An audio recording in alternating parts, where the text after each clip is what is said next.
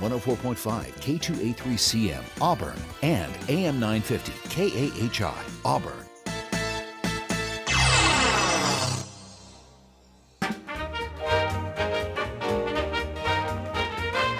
Wake up, it's Chris in the morning light. On KAHI, your day starts right. I guess that's true, yeah. Foothill news and a smile or two, with a dad joke fresh and the weather too. He's the voice of the hills, keeping it real. Local talk with hometown feel. So grab your coffee, don't hit snooze. It's Chris in the morning with your daily news. Big finish, everybody. And there we go. And good Thursday morning to you. It is June 5th, and it is right smack dab at the top of the hour. It is 6 a.m. here at FM 104.5. AM 950 KAHI, you know what it is. It is the voice of the foothills. That's right, Chris Quant with you here, apparently with my own theme music, with my own intro music, thanks to producer Shane. Good morning, how are you? Doing great. I played that for my kids again last night, and they're like, yeah, we get it. And then I played there's a country version of it, which I don't have loaded yet, which they're like, no, stop. I was like, all right, well, I like it. But they had enough of my little self-indulgence there. But thanks for doing that. That was a lot of fun. It's fun to open with. Hey, good Thursday morning to you. Hope you're having a great morning so far. It's early yet. There's a lot more of the day to come. And so if it's not starting off right, well, we'll get your day started off right here. By the way, if today is your birthday, want to shout you out, happy stinking birthday to you. Can I just say you're up a little bit early for your birthday? So maybe if you can, go back to sleep, enjoy, sleep in if you want to. Or maybe you're the kind that says, hey, I want to see the sunrise and the sunset on my birthday. Producer Shane, you ever do anything special for your birthday? I've gone now where for all of our birthdays, the family birthdays, I take the day off, and so my kids, it's just become a tradition for us just to spend the day together, and my wife and I will kind of decorate up the house the night before, like whoever's birthday it is, they go to bed early, and then the rest of the family will just go bananas and put streamers everywhere and all that thing. I started that when the kids were little, and there was a year that I was going to work on my birthday, and they're like, no, Dad, you can't work on your birthday. You have to be home. So we always take the birthdays off. But do you do anything for your birthday? Is that anything that you do there? I don't. Okay. Yeah. Do you work? Do you take it off, or do you? I work through it. Okay. Yeah. No big deal. Do you bring cupcakes for everybody in the office there, and which means your family because you work from home? No, but one year I drove to the office. I happened to be on my birthday, and they baked me a cake that was like baker make cake maker quality. Whoa, yeah, really? I was really surprised. Wow. Well, happy birthday to you. Oh my gosh. Like, I'll go into the office every time for that. Yeah, right? Yeah, we'll do that. We got it before we all started working from home. Where they would do the thing where they'd put out a thing of cake at the beginning of the month. Hey, everybody who's got a June birthday, happy birthday to you. And then we'd all go for, which I thought, well, that's good. I mean, all right, here's my slice of cake. Yeah, my birthday's 20 days from now, but yeah, I appreciate that. Thank you so much for giving me the birthday shout out. But if it is your birthday, happy stinking birthday to you on this hot air balloon day. Have you ever been on a hot air balloon? I have not. Do you have any desire to go on a hot air balloon? I'm curious. I absolutely do. Yeah. I absolutely would love to do it. I am not a huge fan of heights, but there's something about being up in a hot air balloon. My brain can't catastrophize that too much. I can catastrophize, but I've always wanted to go up in a hot air balloon. So, yeah, we'll see. Seeing them, I had a chance. If you ever have a chance to go up to Reno and see them light up the morning glow, do yourself a favor. It's absolutely gorgeous. And then they just get up and there's just no noise. Yeah. Other than the burner when the burner goes off randomly. But do yourself a favor. It is absolutely wonderful. Hey, we need to find out what our weather is looking like today. For that, we're going to turn it over to meteorologist Tim Root. Timmy, how are we looking out there today? My Thursday weather forecast, mostly sunny skies today. The dry weather is going to continue probably into Friday and the weekend. We'll keep you updated. It'll be in the mid-80s with the spring sunshine today and a south wind about 10 miles per hour. Mostly clear overnight, 55 to 60 for the low with light winds. Friday, mostly sunny around 88 and it'll be in the 80s, close to 90, mostly sunny this weekend. This is meteorologist Tim Root from FM 104.5 and AM 950 KAHI. June is Men's Health Month, and Sunrise Natural Foods has your back. Get 30% off Life Seasons Masculinity for natural testosterone support, Nitro Tea to boost circulation and stamina, and Prosti for prostate and urinary health. Plus, buy one bottle of Life Seasons fruit and veggie gummies, get one free while supplies last. Feel strong, stay sharp, only at Sunrise Natural Foods. In Auburn and Roseville, or at sunrisenaturalfoods.net. Sunrise Natural Foods, made with life's best ingredients. 5 minutes past the top of the hour, 6:05 a.m. Coming up in our next segment, we'll have your Fox Business Report, more events for the calendar. Gang, we have got a full dance card today. Let me tell you, we've got Frank Nissen coming in. He is the author, a local author, of a book that's coming out here called Fortune's Price. We'll talk to him about his new book. He's got some Disney experience too, producer Sean. So cool. Interested to talk to him about that. In the 8 o'clock hour, Sean Rebay will be here, our Auburn city manager. We'll talk to him. He told me yesterday, he texted me, he's like, I've got dad jokes. I'm coming with dad jokes, so I am here for it. Stick around. Stay tuned. We'll be back with more. And now off to JT in the morning. Leaves for work when the sun comes up, drops a kid to school. We'll let you know when we find some. Everything he dreamed of, all the treasures that he needs. No wonder Joe's always smiling. He only aims to please you. Let me be your Joe. Bless you for being on the receiving end of the program. I wanna be your Joe. Really is, just keeping me off the streets otherwise. At 434-882-4217, no journalism degree, but we'll tell you what's been going on. We'll even try to break it down into understandable portions. But beyond that, I want to know how it's impacting you where you are. So call us at 434-882-4217. That's the phone number here on First Thing Today by Joe Thomas. You get to speak to me directly. I don't screen my calls. So if you want to call, just be ready to go one up. Yeah, because that's the thing. I don't mind monologuing. But if you call to have a conversation, have a conversation. There are folks, the seminar callers and folks like that, and you're allowed to call. I mean, it's a free country, but don't let yourself be disabused by the idea that I might push back on it. There was a clip, George Clooney was... I'm sure it cost a decent amount of money, but good for CNN to find somebody other to pay for their half-hour news programs besides the pharmaceutical and medical industries or the green solar panel manufacturing companies of China. So they got George Clooney's production company to pay for a half-an-hour puff piece on his Broadway play. And in it, he was telling Anderson Cooper how he was scared for him. But a quick couple of notes. This text message, Gene writes, and Joe, I did a quick look because when you talked about Nick Clooney, it triggered a memory.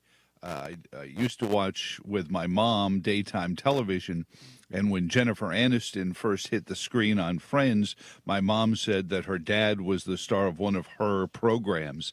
Are all these big Hollywood types just the children? Is this some nepotistic nightmare we're living in? Well, sure, yeah, Jennifer Aniston, I forget, Jennifer Aniston's dad was actually a fairly well-known daytime TV star. And sure, yeah, I'm not for a moment doubtful that she was given a starring role in Friends because somebody at NBC... Her dad was on NBC, the soap he was on. I was never a big soap guy. And maybe he was, but you know what?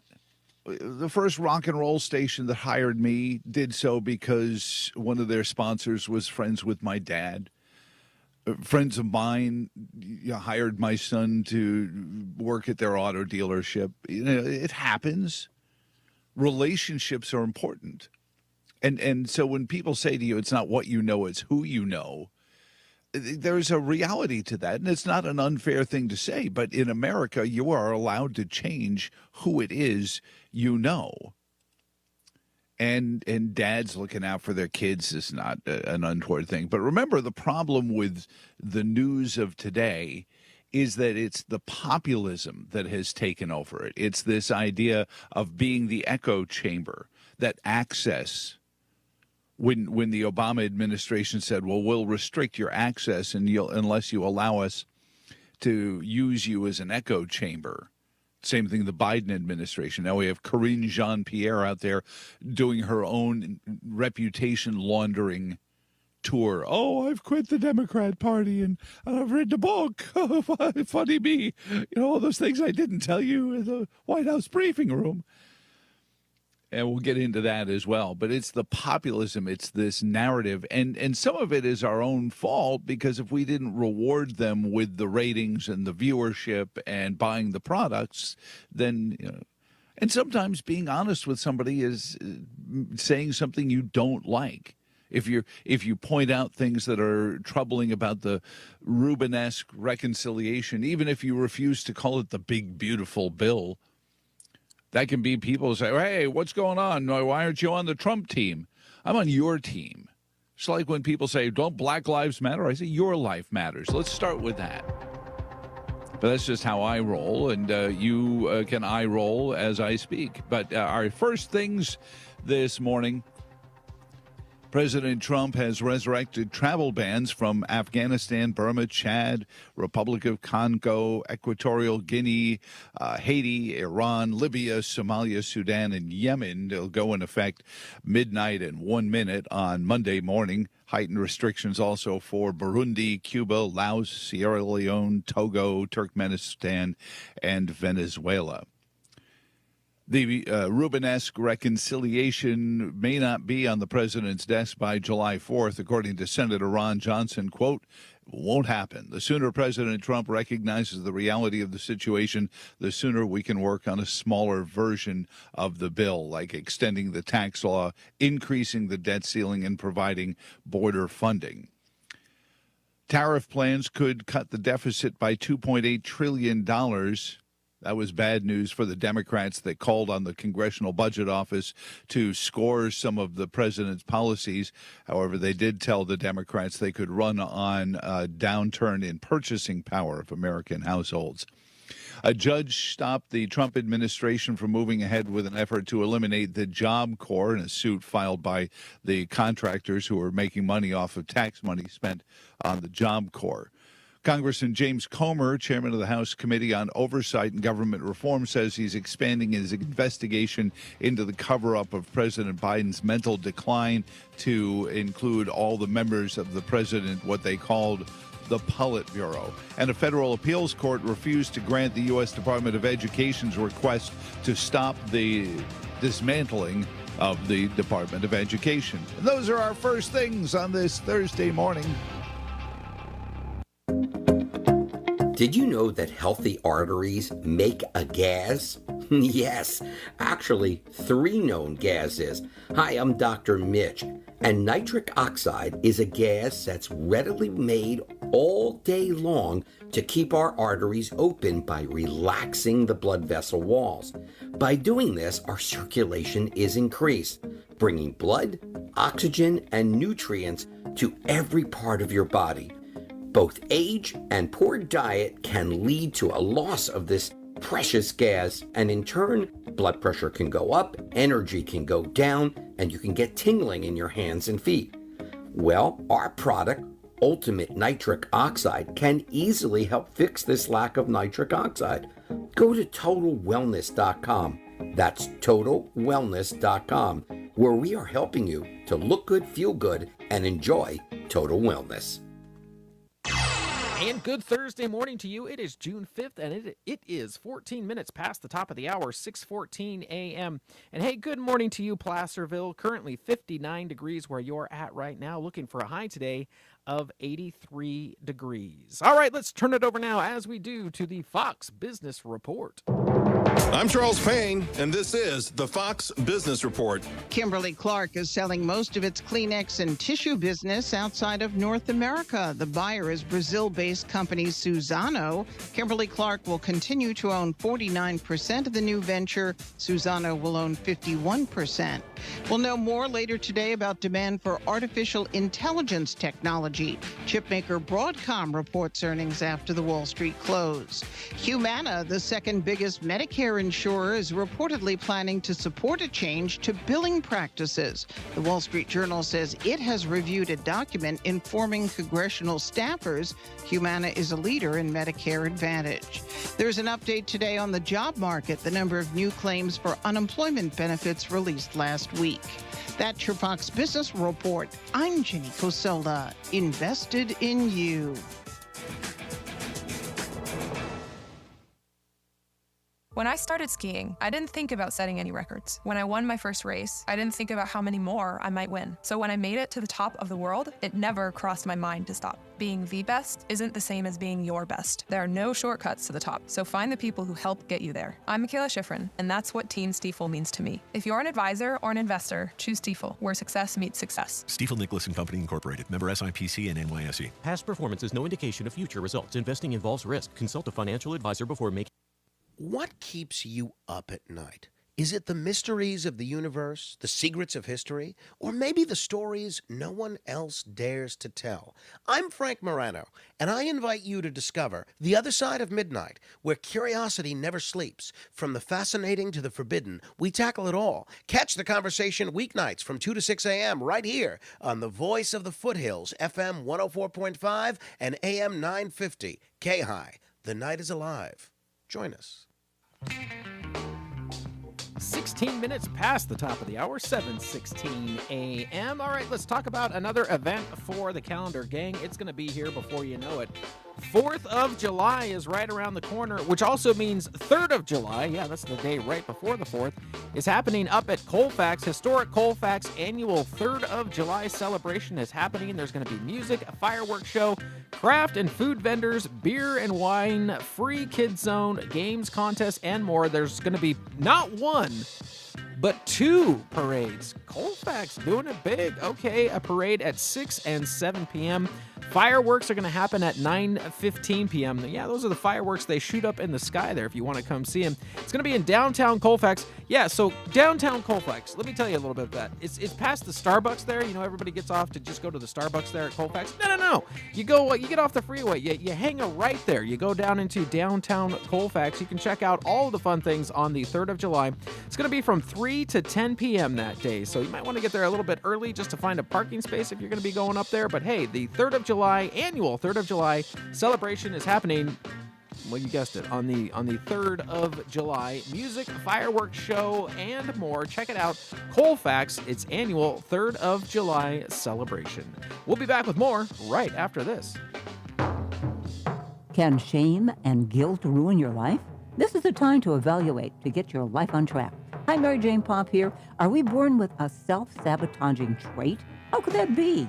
You'll find out on Pop Talk. And we'll talk about heroes and their stories from those buried at Arlington National Cemetery.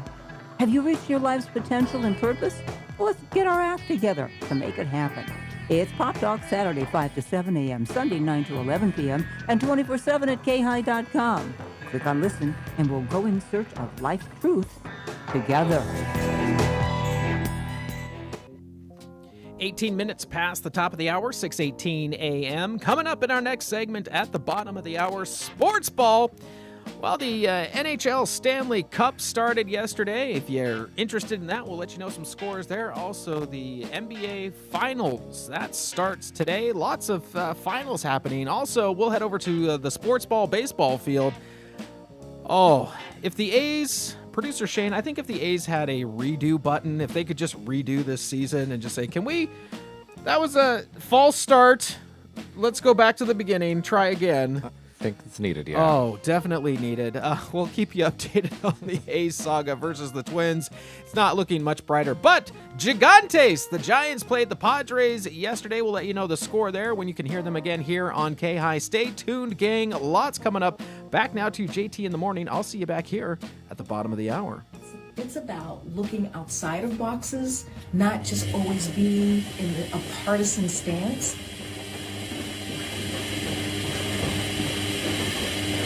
It's the sound of a washing machine laundering somebody's reputation on this morning. That is Corinne Jean-Pierre taking her reputation to the cleaners so it can be freshened and pressed.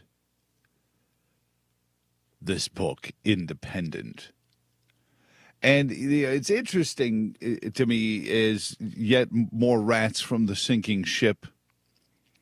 Maybe she should be called to testify before Congressman Comer's House Oversight Committee hearings on this. And I understand a couple of things. Number one, I don't expect the White House press secretary to tell me something negative about the president or the administration any more than I expect Ronald McDonald to tell me, Wendy's does a pretty good job with their hamburgers.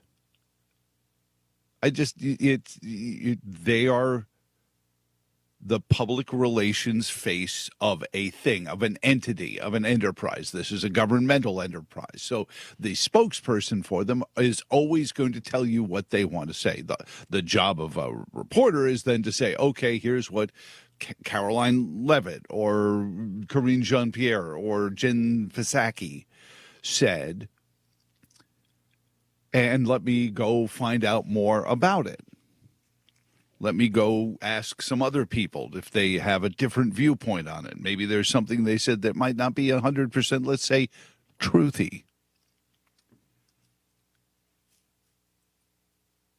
But just the point of somebody saying, well, the White House press secretary said, of course, and the White House press secretary is going to tell you what the White House wants you to hear, regardless of which president it is. Your job as a reporter is to leave the White House after the press briefing and go ask other questions. And this has always been my problem with the White House press corps. They fly him around on this Chinook, Air Force Two or whatever it is. You know, when the president flies in by helicopter, the press corps flies in another helicopter and they get ushered to the site.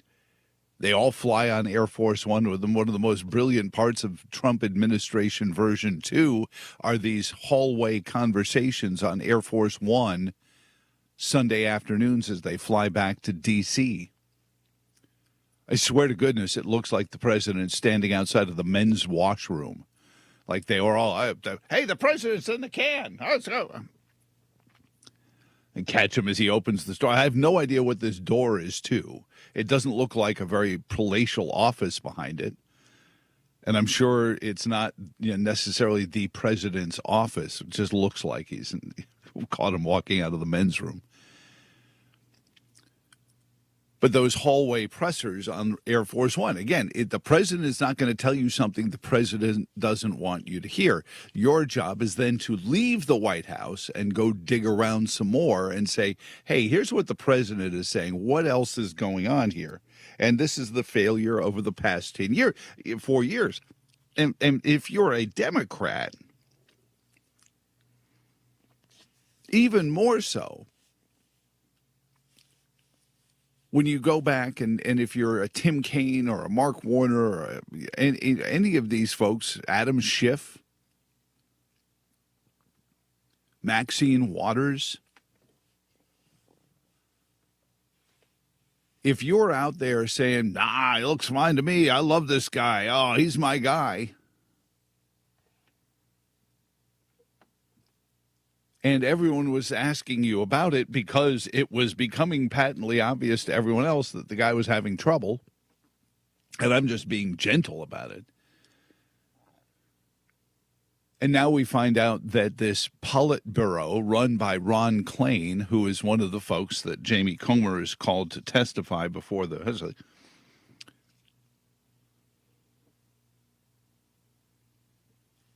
were making all of the executive decisions, none of whom you ever voted for. And understand there's a difference. And the hypocrisy, not for the first time on this program have I called this out, the hypocrisy of the people who are out there marching outside of Tesla dealerships, yelling, "Hands off my handouts," with their pre-printed DNC distributed signs. "Hands off my handouts. Stay away from Medicare. Don't kick all the illegals off of Medicare." All the campaign rhetoric that they're throwing around. You're complaining because Elon Musk had this supposed, by your depiction, inappropriate amount of power advising the president.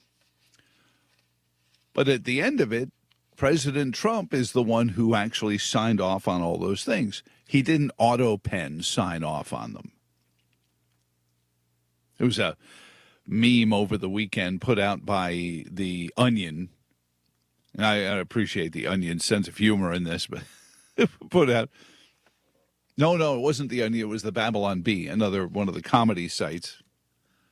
And it was a picture of the auto pen machine in a closet with just piles and piles of documents with what appear to be the president's seal.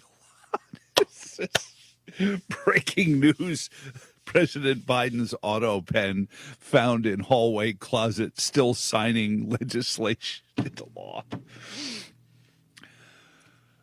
But so Ron Klain is not just advising the president as a chief of staff might do. He was making the decisions. Jill Biden, Hunter Biden, these are all people that have been self-admitted to having been in this Politburo. Great choice of words, by the way, guys. Yeah, I think it's been long enough. Nobody remembers what a Politburo is anyway. And now Karine Jean-Pierre is out there trying to launder her reputation by selling this book. Again, another, could have told us this all as it was happening, KJP. This book, Independent, it's about looking outside of boxes, not just always being in a partisan stance. And I'd be more inclined to buy this book if, say, you quit the White House and, while the Biden administration was still going on, and published the book. I'd give you some gravity. I'd give Jen Psaki, who apparently is in big trouble with MSNBC because her ratings are horrible. I would give you more gravitas if you walked away in the middle of it and said, I can't do this. I'm being asked to lie about things that I can't lie about. Because your self-sacrifice doesn't seem very sacrificial as you collect a pension from your time serving in the U.S. government, and you're using your gravitas as former White House press secretary, not the person who quit as White House press secretary, to write a book about the horrible lies that she was being asked to tell at the White House. That I would give you some gravity for. I'd even call you to come on the show and talk about it. And not because it scores points against President Biden, but because it's courageous. What you're doing now is taking your business suit to the laundry to hope to get the stains out of it. In a study, it was found that 33% of 44 herbal supplements had no trace of the advertised herb. Don't let that happen to you. Hi, this is Dr. Mitch. If you want to ensure quality, please go to TotalWellness.com. Supplements made for physicians, only now available to you too. TotalWellness.com, helping you to look good, feel good, and enjoy total wellness. Would your car perform better with premium gas or regular? What do octane ratings mean? I'm Ron Ananian, the Car Doctor, your automotive prescription, right after this. Increase fuel economy up to 7.9% with Hot Shot Secret Gasoline Extreme, the solution to maximize your engine's performance and fuel economy. Whether you're driving a sports car or a daily commuter, Gasoline Extreme is specially formulated with PEA to deep clean. Don't settle for an average driving experience. Upgrade to Hot Shot Secret Gasoline Extreme and go further on each tank. Order now on Amazon or HotShotSecret.com. Hot Shot Secret, powered by science. Today's modern vehicle, whether it's a car, SUV, or light truck, is designed with a specific fuel in mind. Read your owner's manual. What octane rating does the vehicle manufacturer call for? That's what you should use. But there are exceptions to the rule. Many high-end or luxury vehicles call for premium or higher octane fuel. And the reason for this is not just due to the octane rating. There are better fuel system cleaners in premium fuels. Gasoline companies know, too, that vehicles that run on premium won't perform as well with carbon deposits. So they pack more cleaning power into their premium fuels than their regular blend. If you rotate your fuel choices around, say, every third tank full, you may find better performance and miles per gallon because you are cleaning your engine and fuel system while you drive. Just don't tell your mechanic you're trying to replace them anytime soon. With your automotive prescription, I'm Ron Ananian, the Car Doctor. See you next time. And good Thursday morning to you. It is June 5th, and it is 30 minutes past the top of the hour, 6:30 a.m. And hey, good morning to you, Newcastle. Currently 59 degrees where you're at right now, looking for a high today of 86 degrees. All right, there is the sports ball music. Let's get right into it. We're starting on the ice. This time, we are in the Stanley Cup Finals here. It's Game 1, Panthers versus the Oilers. And if you've got a horse in this race, I don't know, Producer Shane, how would horses do on ice? I don't think they would do very well, but I guess we'll see. The Oilers, however, did very well. The Oilers won that one 4-3. That seems like a high-scoring game in a hockey game to me, but I don't know that much about hockey. So there we go. Stanley Cup Final, Game 1. Edmonton leads that series 1-0. Heading over to the NBA, we've got the first game of the NBA Finals happening tonight. That's Pacers versus the Thunder. That's going to be at 5:30 p.m. on ABC. So if you like the basketball sports ball and you want to tune into that, feel free. 5:30 p.m. Pacers versus the Thunder. Over to the MLB. Oh my gosh, somebody send the A's a good card. The A's versus the Twins. A's lose another game last night. Twins take that one 6-1. Oy. Dodgers versus the Mets. Oh, there we go. Mets on top on that one. 6-1. Giants versus the Padres. Giants playing at home last night at Oracle Park. Things got real exciting when Ramos came up to the plate. Here's what it sounded like from the ballpark. Down the line. Hit well and up against the wall. 1 run scored.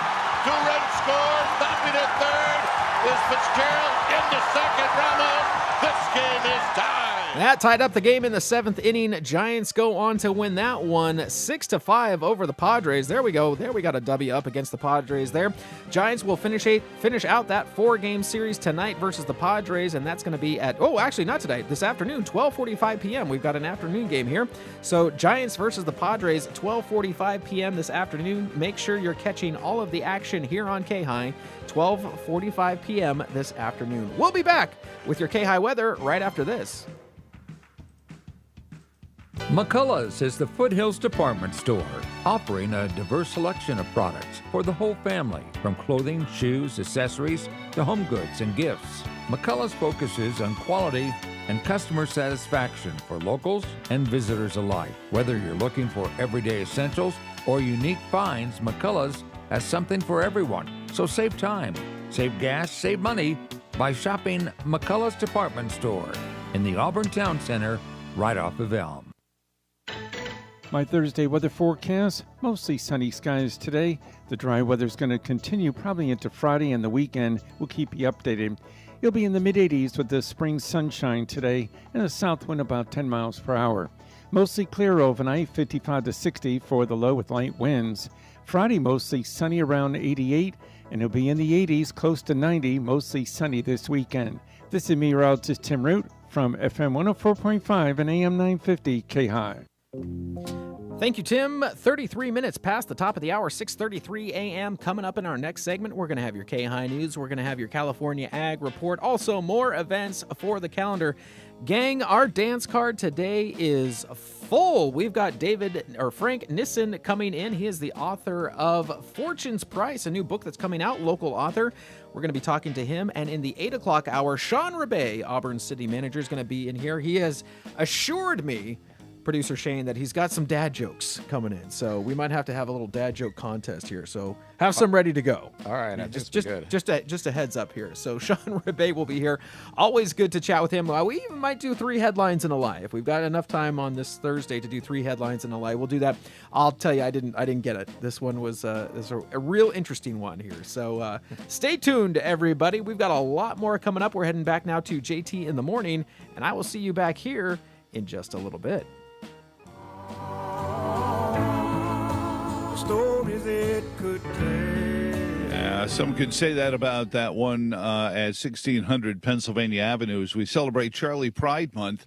If this old house could talk, what would Corinne Jean-Pierre say it's saying?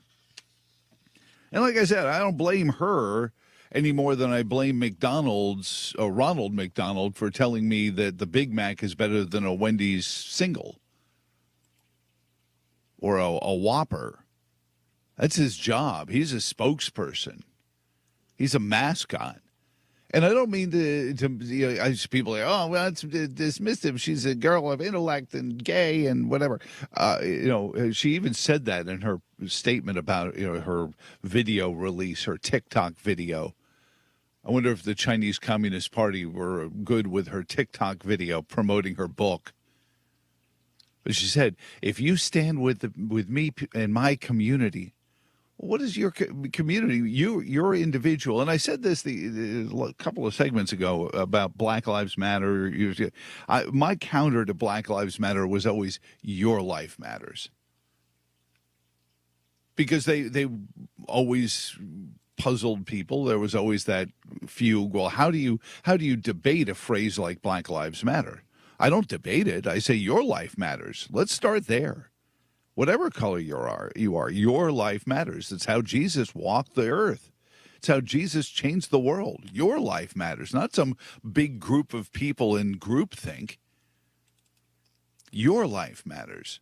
And Corinne Jean-Pierre is an individual, regardless of who she's married to or who she works for. And I never expected her to do anything else but pitch for the Biden administration. But don't ask me to buy a book, because that's tantamount to peeing on my legs and telling me I'm the one with the bladder problem. But as far as what I expect, no, not in the least. I don't expect anything different from folks like that, and nor should you. Honest to goodness, nor should any of us expect anything different, because this is what we're doing. It's PR. First thing today, Joe Thomas, jcsgold.com. Yeah, sure, invest in gold, silver especially. It seems like great opportunities, but do it with a family so you can actually talk to somebody, not a call center. So when they say, please hold, press 4 if you have a question about it. You don't get that with jcsgold.com. And James Luck is one of the Luck family members you can talk to if you call them at 434-979-COIN. Good morning, James. How are you, sir? I'm doing well, Joe. How are you? Excellent. I mean, I thought it was Friday, but that's okay. Maybe I was trying to rush through my week. I was running around yesterday trying to get all of my Thursday stuff done, and then realized it was Wednesday. I'm like, uh-oh. I guess there's an upside to realizing I have an extra day left in the week. But hopefully you're doing well on this Thursday morning. Well, I know that gold and silver are happy that they have an extra day this week, or at least they could think that they do. Silver is definitely broken out. It's at $35.65, which is over 3 1/3%. So you can really see that silver is starting to move, as we've kind of been predicting over the past week. Gold is right at the edge of 3,400. Up about a little bit over 0.5% overnight, up to $23. So see if we can break 3,400 today. Well, and give them a call. Again, open 10 Eastern at 434-979-COIN. You have a great morning, James. Thanks for the good news on silver.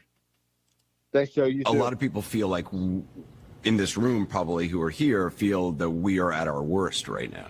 I can make an argument that we're not. I can make an argument that we've had much worse times in our history. 1968, every city in the United States was burning. There was in 2018, George, everything could be said the same. National Guard was surrounding the White House and the Capitol, and we'd lost Martin Luther King and Bobby Kennedy and the Tet Offensive. But it's a frustrating time, and I think a scary time for many people. It's a scary time to be a news person, to be in your profession. And that's where I lose it, George. Are you speaking about Anderson Cooper, or are you speaking about news people? And this is the same thing. I mean, are you talking about news people or Corinne Jean-Pierre? Are you talking about a news person or Ronald McDonald? Text message comes in. Joel writes, KJP sort of looks like Ronald McDonald. That was not my intention of saying that. I was just, Ronald McDonald is the most stereotypical pitch man out there. We all have grown up with Ronald McDonald saying, "Hey, boys and girls." Okay, so that's Ronald's the second most famous pitch man. There was the little mouse who says, come to my amusement parks because they are the happiest place on earth. I learned how to do that, by the way. Somebody asked me to do a song parody of an AC/DC song, and that was as close as I could get to Malcolm's voice. But in any event, they're salespeople. They're pitchmen.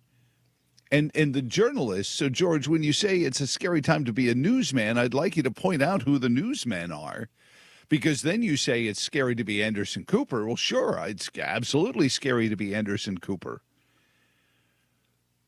If Robert F. Kennedy Jr., I mean, you bemoaned losing his dad. Well, you got his son now, and apparently you're not so thrilled with that, George. But Robert F. Kennedy Jr. is probably going to make it a lot harder for the news networks to be purchased by big pharma, big medicine, big green energy. So, yeah, it's going to be tougher he might have to dip into the Vanderbilt family fortune to pay for that half hour time. To be a news person, to be in your profession. Your profession, sales pitching, the green energy agenda. You've been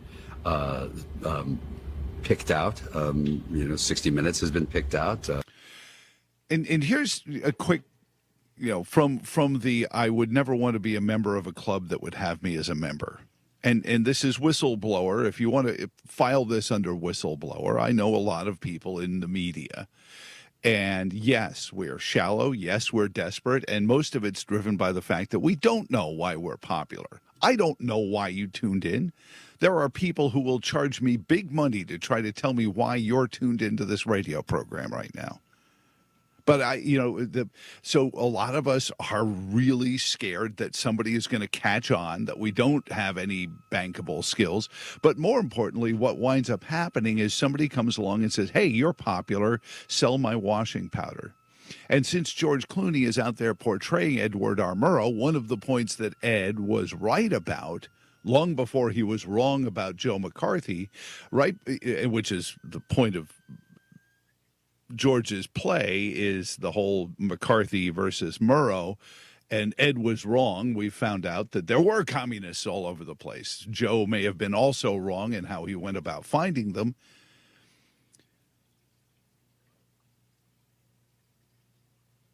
But you have a right to free speech in this country. People in journalism mistakenly take the First Amendment to be some shield under which they can hide, because when it says freedom of the press, it means, my friend, it means the printing press. Anything published, you have a right to publish. You have a right to publish facts. You have a right to publish fiction. These days, our news media is busy publishing faction, which is a little bit of fact and a little bit of fiction, usually designed to divide us. That's what faction is. And the Joe Thomas in the Morning lexicon, put it in our dictionary. That's what faction is. But understand this, that you have a right to freely speak. You have a right to publish. You don't have a right to force people to listen to it or watch it. So there is an understandable need to be popular. And what we all have to do is be judicious. And that's why when you see somebody like, Outkick or Barstool Sports or First Thing Today by Joe Thomas, and we're saying something that may be different than what you think or believe, well, vet it. Check us out. Don't just dismiss us. But we have to be listened to in order to have some impact, and that's where the populism sneaks in. Can you believe, with all the recent violent protests, looting, and destruction, some areas are considering either defunding or abolishing the police? At a time when America's neighborhoods need the protection of police the most, some elected officials would rather create more chaos by playing politics. If you're sick of elected officials caving in to demands of the radical left, you're not alone. It's time we stand up and declare our support for local police. The majority of police officers are important partners in protecting our God-given rights. If you prefer freedom over chaos, then learn how you can help protect the local police that serve your community. Call today and request your free Support Your Local Police info packet. Dial 800-JBS-USA-1. That's 800-JBS-USA-1. Request your free Support Your Local Police info packet by calling 800-JBS-USA-1 today.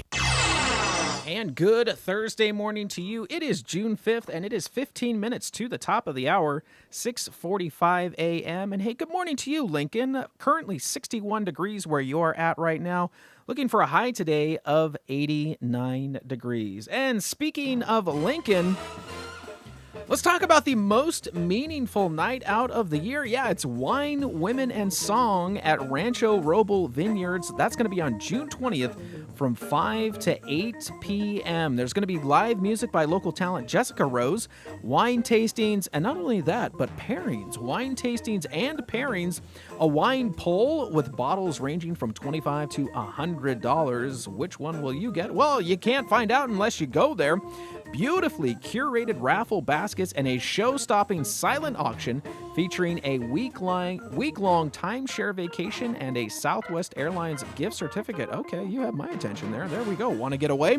Hosted by Seroptimus International of Lincoln, every dollar raised goes towards programs that support women and girls in Lincoln, California, including scholarships and mentoring. Now, it's going to be an evening of fun, and they are inviting you to join them for connection and a chance to give back. Tickets are going fast, and you can get them online at the website Eventbrite. That's Eventbrite, BRITE.com, Eventbrite.com.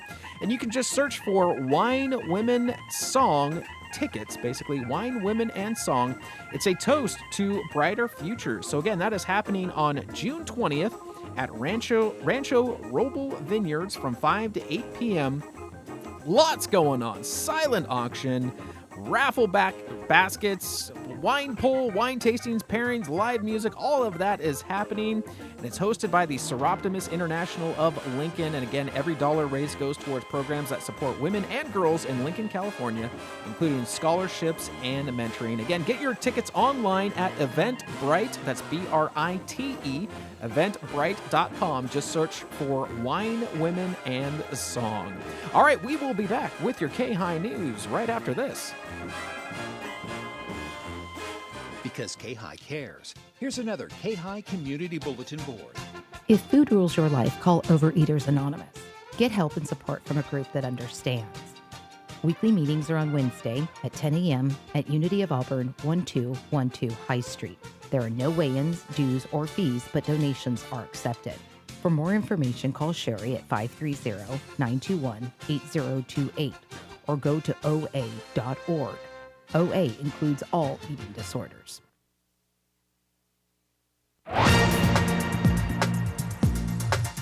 And here's your KAHI News for Thursday, June 5th. I'm Chris Quant.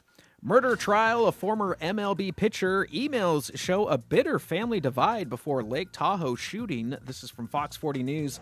On its 9th day, the murder trial of Daniel Serafini is uncovering deep-rooted tensions and long-standing disputes within his family. The prosecution says dysfunction, accusations, and financial strife all culminated in the 2021 fatal shooting of his father-in-law, Robert Spohr, and the critical injury of his mother-in-law, Wendy Wood. During Tuesday's proceedings at Placer County Superior Court, jurors were presented with pages of emails exchanged between family members in the years and months leading up to the shooting. The prosecutor argues that these messages support his theory that Daniel was motivated by family tension and financial strain. The emails revealed intense arguments over vacation plans in Hawaii, business arrangements, and claims that Serafini and his wife, Erin, owed Wendy and Robert roughly $1.3 million. The tone of the emails ranged from bitter to explosive, laced with insults, profanity, and emotional outbursts. In one exchange, Wendy accused Daniel of being, quote, vicious and belligerent, unquote. Daniel fired back, saying that if Robert continued to insult him, he would, quote, knock him the expletive out, unquote. Erin, Serafini's wife, expressed to her mother in one email that the family disputes had grown so severe she was seeking a therapist to present the emails to and have them weigh in on whether it was safe to continue allowing her son to spend time with his grandparents. These email exchanges were mostly dated from 2016 to 2021 and show how tensions escalated in the months leading up to the shooting in the couple's Lake Tahoe area home. Justin Infante, a Placer County District Attorney investigator, also testified about sexually explicit messages between Serafini and Samantha Scott, his alleged accomplice, sent in the years following the shooting. Some of the text messages referenced the use of Molly, or MDMA, cocaine, and Adderall when the two planned to meet up or go on dates. In addition, the court reviewed cell phone activity logs. They showed that Serafini regularly sent numerous messages in the 30 days prior to and 30 days after the shooting, sometimes more than 100. However, the day of the shooting, June 5th, 2021, is what stood out. On that date, records show Serafini had sent 0 messages. His phone also registered no steps or physical movement, raising questions about his whereabouts and activities during the time of the murder. The trial is set to resume on Thursday at 8:30 a.m. Back with more news after this. The Lincoln Potters are back in action at historic McBean Park in Lincoln. Bring the whole family out and enjoy some top-notch collegiate summer league action. The Potters will play 33 home games through the end of July with special theme nights throughout the season. Tickets start at only $8 and can be purchased at LincolnPotters.com. Make it out to the Potters game at McBean Stadium for fireworks night on Saturday, June 14th, and of course on Friday, July 4th. And Potter up! Remember, always be generous with the nutmeg. Just eyeball it. Okay. Mom's wisdom has served you well, but now it may be your turn to guide her. Hey, I'm worried about Mom. She keeps forgetting her famous sweet potato pie recipe. Some things come with age, sis. And some don't. Knowing the early signs of Alzheimer's in a loved one will help you make the best decisions for your family. Visit 10signs.org to learn the signs. Brought to you by the Alzheimer's Association and the Ad Council. Tune in to the KAHI Corral every Saturday at 7 a.m. here on the Voice of the Foothills. I did a petting zoo on the top floor of a skyscraper. No. Wait. They had the windows open because it's an old building. They don't have any air conditioning. I'm still creeped out because I think animals fell out the windows, but they didn't. Well, Reno did. He was on the windowsill with his head out the window. Did he come when you Walked called over him? very slowly, grabbed him, and pulled him back in, and closed the windows. Listen in to Connie and the Gang, and you'll never know what you're gonna find. Everything from pets in the studio, oh yeah, that's a real thing, to the advice you've come to count on. So join Connie and a cast of thousands on the KAHI Corral Saturday mornings at 7 a.m. here on 104.5 FM, AM 950, and streaming all over the world at KAHI.com.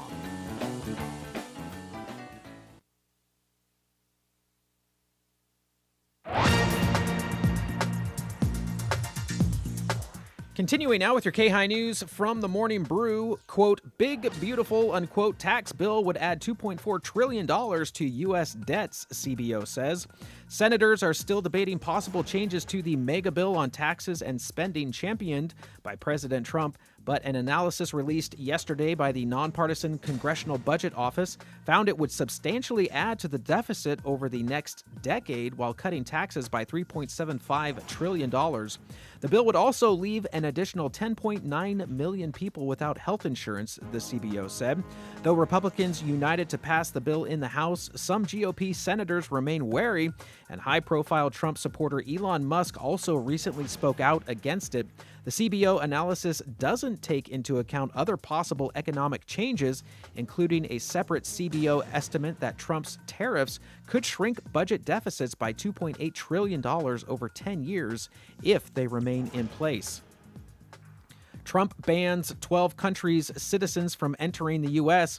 President Trump signed a proclamation yesterday barring people from Afghanistan, Myanmar, Chad, the Republic of Congo, Equatorial Guinea, Eritrea, Haiti, Iran, Libya, Somalia, Sudan, and Yemen from entering the U.S. as of Monday.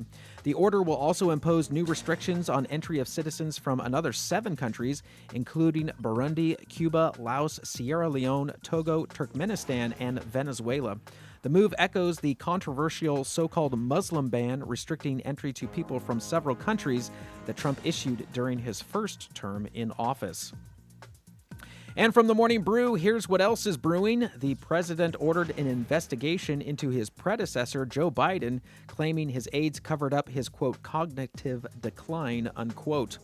President Trump again exhorted Fed Chair Jerome Powell to cut interest rates after ADP reported yesterday that May had the slowest growth in private sector jobs in over 2 years. Reddit sued Anthropic, claiming the AI company used its content to train models without permission. And Warner Brothers Discovery shareholders voted down CEO David Zaslav's $52 million pay package, but he'll likely still get the compensation as the vote was non-binding. And finally, also from the Morning Brew, today's word of the day is luxuriating, meaning indulging oneself luxuriously. Luxuriating. And that's your KAHI News for this Thursday, June 5th. I'm Chris Quant. On now to the California Ag Report. It's time for California Ag Today on the Ag Information Network. I am Haley Ship. Well, from the California coast to the desert, when asked the state of the vegetable market, Thomas Crodagini with Helena Agri Enterprises gave me a single-word summation: tough. It's very tight margins. Just have a lot of higher costs for products, higher costs for fertilizers and inputs. And then the end user, the consumer, doesn't want to buy a $10 head of lettuce. As he talks about tight margins and market caps, there's also another stressor looming: Mother Nature. He told me how Megaful works full circle, utilizing plant extracts to help the plant. It's a compound of a bunch of different plant extracts. And these plant extracts essentially trigger around 128 genes on in the plant. And what those genes do is essentially it triggers an immune defense system. So when there is extreme heat and things like that, it will trigger these genes on to help fight off against that very intense sun, and just overall will help the immunity and health of the crop to survive these abiotic stresses. To find a Helena rep near you, just visit helenaagri.com. Enhance tree fruit quality and your marketable yield with the best protection under the sun. Easy to tank mix, foliar applied Parka from Cultiva is proven to improve tree fruit cuticle health before sun, rain, insects, and other natural stressors cost you yield loss. Make the most of your season with easy, efficient, season-long protection. Put Parka on it. Ask your retailer or Cultiva representative about Parka today. Visit Cultiva.com for more information. Today, we're talking with aphids and whiteflies about Safina insecticide from BASF. We just got nailed with it. So tell us, how you feeling? Really, really weird. And you still want to devour this field? No way, bro. There you have it, folks. Safina insecticide is specifically engineered to disorient aphids and whiteflies so they can't eat. And when they can't eat, they can't destroy. Help protect your alfalfa from aphids with Safina insecticide. Always read and follow label directions. On the Ag Information Network, I am Haley Ship. Hey there, KAHI listeners. Producer Adam here to remind you to listen to Chris in the Morning, Monday through Friday, 6 to 9 a.m. Get all the local news, weather, traffic, interviews, and local event reminders you can handle, plus a healthy dose of daily dad jokes. Chris in the Morning, 6 to 9 a.m. here on FM 104.5 and AM 950 KAHI, the voice of the foothills. I never miss it, and neither should you. My goodness, it's early. Not able to tune into AM 950 KI whenever you want? That's not fair. Have a strict boss that only listens to music and never local news? He's not very informed then, but you knew that. Don't worry, you can get KHI's up-to-the-minute news information and local advice from our talented KHI news team anywhere you want now. Follow KHI on Twitter or like KHI on Facebook to receive local news updates multiple times a day. You can also download our KHI radio app at KHI.com and enjoy the voice of the foothills at AM 950 KHI at any time, day or night. Hi, this is Mike Nichols. What are you doing Sunday?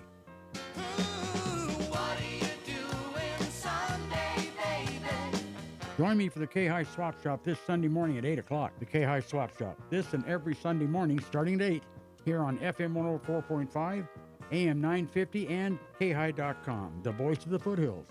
What do you say now? If it's a nice day now, what are you doing Sunday, baby?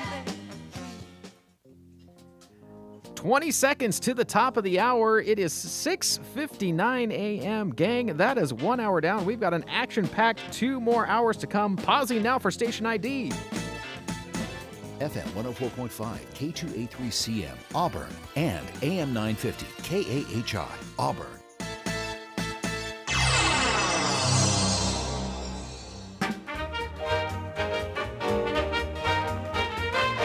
Wake up, it's Chris in the morning light.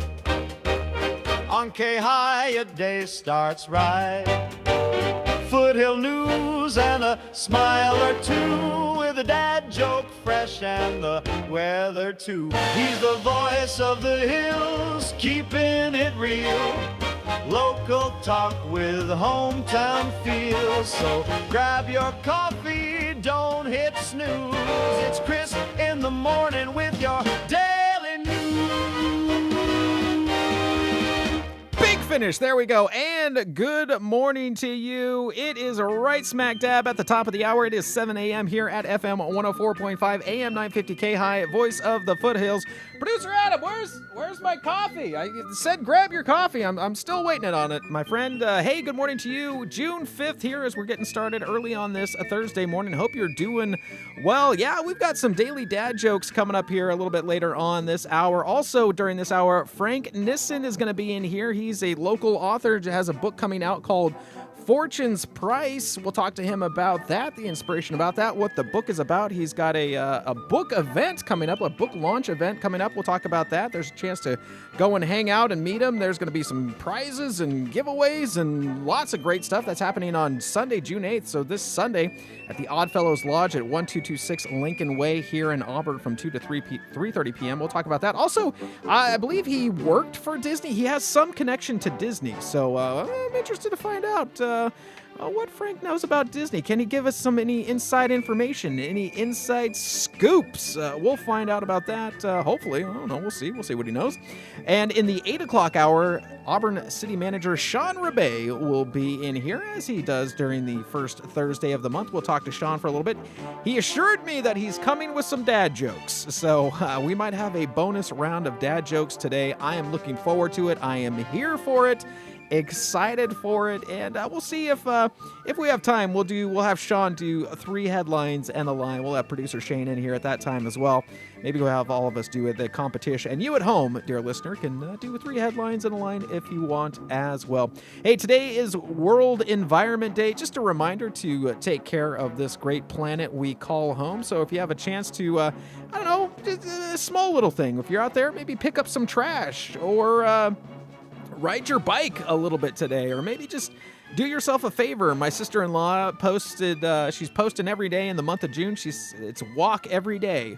Walk every day in the month of June. So there's a chance to get out there and maybe just stretch your legs a little bit. Show yourself some good in the environment and go for a walk. Do yourself a treat today. Hey, if it's your birthday today, by the way, happy stinking birthday to you. If it's your birthday and you don't want to go on a walk, listen, I'll give you a pass today. You can, it's your birthday. You do what you want. But if it is your birthday today, happy stinking birthday to you. You share your birthday with, let's see, Kenny G. Oh, American saxophonist. Oh, Kenny G. Oh my gosh! I remember him. Hear that wailing of that saxophone. That's the sound of the '90s if there ever was one. Let's see. Ron Livingston, American actor. He was in the movie The Office or Office Space. That's the name of Office Space. He's done a couple of others. In one of my series that I do enjoy, Band of Brothers. He played one of the officers in Band of Brothers. Ron Livingston, American actor, born on this day in 1967. Brian McKnight, American singer-songwriter, born on this day in 1961. Mark Wahlberg, American actor, a.k.a. rapper Marky Mark. We just got a taste of the 90s here. Kenny G, Brian McKnight, Mark Wahlberg, 1971. Mark was born then. So happy birthday to them, and happy birthday to you if it is your birthday. And on this day in 1956, Elvis introduced his new single, Hound Dog, on the Milton Berle Show. Yeah, that happened on this day in 1956. So, if you've not seen that Elvis movie that came out in the last couple of years with Austin Butler, do yourself a favor. Find it and watch it. It is incredible. Absolutely incredible. And hey, here's our shower thought for the day. Ants have successfully colonized all continents except, ironically, Antarctica. And I can think of no better segue than to take it over now to meteorologist Tim Root to let us know how our weather's looking like today. Timmy, how are we looking out there today? My Thursday weather forecast, mostly sunny skies today. The dry weather's going to continue probably into Friday and the weekend. We'll keep you updated. It'll be in the mid-80s with the spring sunshine today and a south wind about 10 miles per hour. Mostly clear overnight, 55 to 60 for the low with light winds. Friday mostly sunny around 88, and it'll be in the 80s close to 90, mostly sunny this weekend. This is meteorologist Tim Root from FM 104.5 and AM 950 KAHI. Thank you, Tim. 5 minutes past the top of the hour, 7:05 a.m. Coming up in our next segment, we're going to have your Fox Business Report. Later on in the hour, your daily dad jokes. That's right. You can send me yours live at KAHI.com, L-I-V-E at KAHI.com, or call me 530-885-3565. Later on this hour as well, Frank Nissen is going to be here. Local author has a new book coming out called Fortune's Price. We're going to be talking to him about that. And again, in the 8 o'clock hour, Sean Rebay, Auburn's city manager. Looking forward to having Sean back in here talking about all things the city. He says he's got dad jokes. I'm here for it. I'm ready to go. We're going to head back now to JT in the morning, and I will see you back here in just a little bit. Joe's always smiling. He only aims to please you. Let me be your Joe. Bless you for letting me play newsman in your morning. That's all I am, is I'm just out here. I'm telling you the stories. I kind of know how to go find them. I don't have a degree in this. And there are people who will then dismiss the program saying, well, he doesn't have a degree in this. But then take a moment and take stock in those who do have degrees in journalism and what they've been doing on your behalf. 434-882-4217 is the phone number, because after we tell you the news and give us a little time to chop it up into digestible bits, I want to hear how it's impacting you on your streets this morning. Email came in. We were talking about the voice you heard there was George Clooney, who apparently had enough money left over in his Broadway budget. Apparently a record-breaking box office, but I think that's easy to do if you're charging like $300 a seat for your Broadway show. Apparently had enough money in the promotional budget to buy a half an hour of CNN airtime. I mean, to be fair, Pfizer and green energy companies weren't buying it anymore. To fluff the idea of news people are at such great peril. And I said, it's populism. You have to understand that it's not all simply that we're corrupt agents of Lucifer. Most of us fall prey to this because we don't know why we're popular. So people will pay us money to sell their stuff, and if it's a popular product, then we become popular along with it. And this email from Janice, who says, well, Joe, how can you tell when somebody is doing journalism versus just selling me washing powder? Well, I appreciate that, Janice. Well, by the way, if I had any washing powder to sell, I would. But if you're in the market for coffee, I know where you can get some first free in the morning coffee, 127.roasters. That's usually a tell right there. But also, Janice, if they're telling you what to think about something, if we're telling you what you should think about something rather than asking you what you think about it, that's a tell. If theirs is the final word on it, if they entertain no other thoughts on it, if the only narrative they want to sell is theirs and anyone who opposes it is there to be ridiculed or mocked, generally that's a tell. So hopefully we fulfill your needs, with questions, not just the answers. We tell you how we see things, but like I said, I want to hear how you see them as well. And we'll get to some folks coming up in a moment on the phones. But first things this morning, the Talk Media Network Federal Appeals Court refused to grant the U.S. Department of Education's request to put a temporary halt on the dismantling of, the U.S. Department of Education. James Comer, chairman of the House Committee on Oversight and Government Reform, has announced that he's expanded his investigation and is sending letters to 5 senior White House aides, including former Chief of Staff Ron Klain, to come testify under oath regarding who was making the decisions in the Biden White House. President Trump has resurrected his travel ban. Countries included in the list are Afghanistan, Burma, Chad, Congo, Guinea, Equatorial Guinea, Haiti, Iran, Libya, Somalia, Sudan, and Yemen. It goes into effect 1 minute after midnight Monday morning. The big, beautiful bill is getting more heat from Elon Musk. Call your senator, call your congressman. Bankrupting America is not okay. Kill the bill, Elon Musk wrote in a post on X. Ron Johnson, senator from Wisconsin, said getting the bill to the president by July 4th won't happen. The sooner President Trump recognizes the reality of the situation, the sooner we can work on a smaller version of the bill. However, Senator Johnson said they still want to increase the debt limit. A judge Wednesday temporarily stopped the Trump administration from dismantling the Job Corps, capitulating to a suit brought by contractors who were making money from the taxpayers by running the Job Corps. And Russian rocket attacks hit Sumy, a northern Ukrainian city, on Tuesday. And those are some of our first things. At 434-882-4217. I'm resurrecting a song from the old days.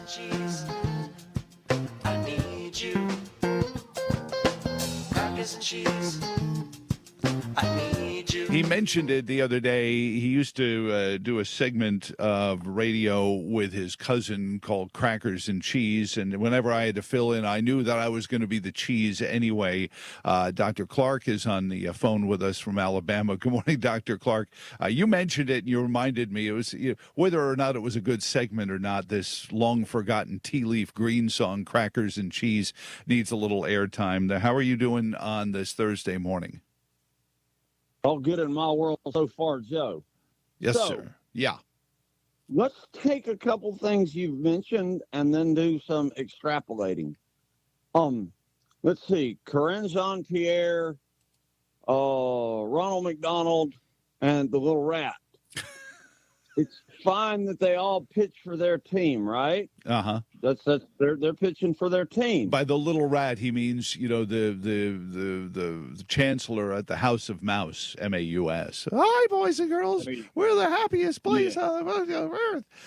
There, and hang on to that 1 second, Dr. Clark. I noticed that we have to pay our electric bill here coming up, but I want to hear how all these folks connect together in your mind this morning. And we'll be right back, boys and girls, on the Minnie Mouse At Hot Shot Secret, we listen to our customers. Everyday Diesel Treatment delivers a 6-in-1 premium fuel treatment for every fill-up, every time. Our fans call it EDT. I'm Nathan from Ellisville, Mississippi, and I drive a 2017 Ford F-350 Power Stroke. I've been using Hot Shot Secret EDT every tank for almost 3 years, and I've seen about 1.5 to 2 miles per gallon increase in fuel mileage. Everyday Diesel Treatment is available at truck stops, Tractor Supply, O'Reilly's Auto Parts, and online at HotShotSecret.com. Carl Amari here to tell you about our newest website for old-time radio lovers. It's 100radioshows.com. At this site, there are 5 old-time radio shows waiting for you to download free as our gift to you, and be sure to browse the additional 700 old-time radio shows available to you for 70% off by using the promo code RADIO at checkout. This is a limited-time offer, so log on to 100radioshows.com. That's 100radioshows.com. And good Thursday morning to you. It is June 5th, and it is 14 minutes past the top of the hour, 7:14 a.m. And hey, good morning to you, Rockland. Currently 61 degrees where you're at right now, looking for a high today of 88 degrees. All right, gang, let's turn it over now, as we do, to the Fox Business Report. I'm Taylor Riggs, and this is the Fox Business Report. New unemployment claims rose by 8,000 last week to 247,000. The number of people remaining on benefits, continuing claims, remained over 1.9 million in the reading for the previous week. The monthly employment report for May is released on Friday morning. The U.S. trade deficit cut in half in April to $61.6 billion. Imports plunged more than 16% after tariffs took effect. The European Central Bank just cut interest rates for the 8th time since early 2023. The Federal Reserve has not cut interest rates this year. Procter & Gamble, the maker of Pampers, says it's cutting 7,000 non-factory jobs over the next 2 years to deal with uneven demand and higher costs because of tariffs. That's your Fox Business Report. I'm Jenny Coselda, invested in you. When I started skiing, I didn't think about setting any records. When I won my first race, I didn't think about how many more I might win. So when I made it to the top of the world, it never crossed my mind to stop. Being the best isn't the same as being your best. There are no shortcuts to the top, so find the people who help get you there. I'm Michaela Schifrin, and that's what Team Stiefel means to me. If you're an advisor or an investor, choose Stiefel, where success meets success. Stiefel Nicholas & Company Incorporated, member SIPC and NYSE. Past performance is no indication of future results. Investing involves risk. Consult a financial advisor before making. Hey there, KAHI listeners. Producer Adam here to remind you to listen to Chris in the morning, Monday through Fridays, starting at 6 a.m. My goodness, that's still early. Get all the local news, weather, traffic, and local events you can handle, plus a healthy dose of daily dad jokes. Chris in the morning, 6 to 9 a.m. here on FM 104.5 and AM 950 KAHI, the voice of the foothills. I never miss it, and neither should you. Now, where did I put that breakfast burrito? 16 minutes past the top of the hour, 7:16 a.m. All right, let's talk about another event for the calendar. This one is happening today. It's Taking Action on Hunger, Local Voices, Local Solutions. Again, that is happening today. The program starts at 6:30 p.m. You can join them early for pizza at 5:30 p.m. It's at the Placer County Health and Human Services Building. That's at 11434 B Avenue here in Auburn. It's a community forum on access to food in the Gold Country region. Now, there's going to be panelists there from the Auburn Interfaith Food Closet, the Placer County Health and Human Services, Gold Country Food Hub, and Feeding the Foothills. Again, it's happening today. It's June 5th. The program begins at 6:30 p.m. It's Taking Action on Hunger. So you want to go check it out. Local Voices, Local Solutions. If you want to join them a little bit earlier for pizza at 5:30, you're absolutely welcome to do that. Again, it's at the Placer County Health and Human Services Building. Yeah, it's the brand new building out there. It's at 11434 B Avenue in Auburn. If you haven't had a chance to check it out, maybe you want to do that. It's a community forum on access access to food in the Gold Country region. Again, panelists will be there from the Auburn Interfaith Food Closet, Placer County Health and Human Services, Gold Country Food Hub, and Feeding the Foothills. So if you're looking to find out more, maybe get involved, this is for you. June 5th, that's today, taking action on hunger beginning at 6:30 p.m., Placer County Health and Human Services Building, 11434 B Avenue in Auburn. Back with more right after this. Because KAHI cares. Here's another KAHI Community Bulletin Board. Placer Independent Resource Services needs volunteers to assist seniors and people with disabilities. As a peers volunteer, you will be installing items in homes to improve safety and access and help with fall prevention. Safety items may include grab bars, offset door hinges, threshold ramps, smoke detectors, and lever-style faucets and door handles, and so much more. Volunteers need to have basic construction or handyman skills. No work is done that requires going up a ladder or on a roof or under a building. To apply as a volunteer or obtain more information about the program, please call Dawn Wixon or Michelle Irwin at Peers, 530-885-6100.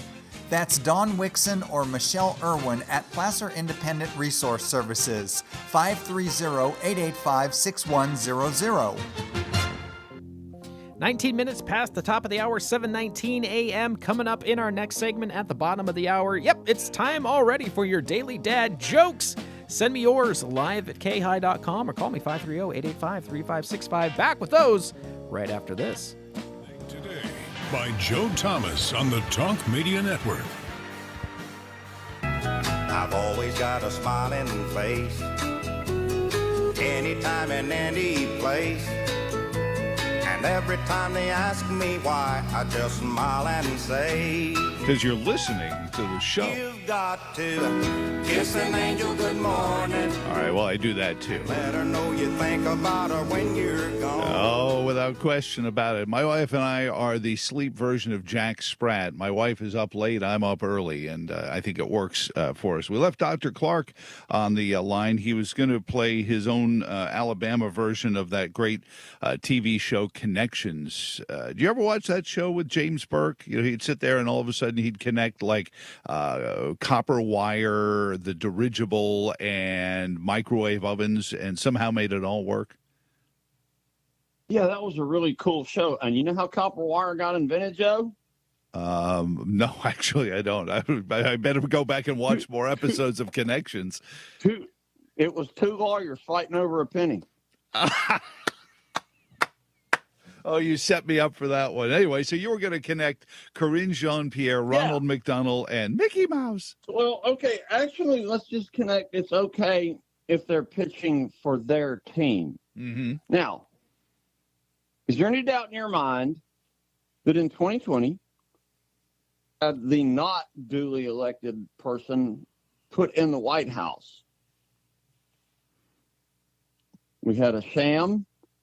And we had a person that, frankly, was not capable of executing the duties of the President of the United States put in the White House. So your question before the previous break was, who was running the White House? And we don't know. We have no clue. Now, Joe, the way it's supposed to work is we, the people, elect people to represent us, right? Mm-hmm. And then we get represented. And we go about our business, and they just make sure that nobody steals our stuff. Well, I don't think we, the people, elected who was supposed to be representing us, but that's okay. Because they were representing their team. It's not us. We're not that team. But they were representing their team. Then you got to figure out who their team is. But wait a minute. If you can install someone in the office of the President of the United States, how much more difficult would it be to do in any of our quote-unquote Western allies, the rest of the free world? Sure. Let's ask Prime Minister Carney of Canada.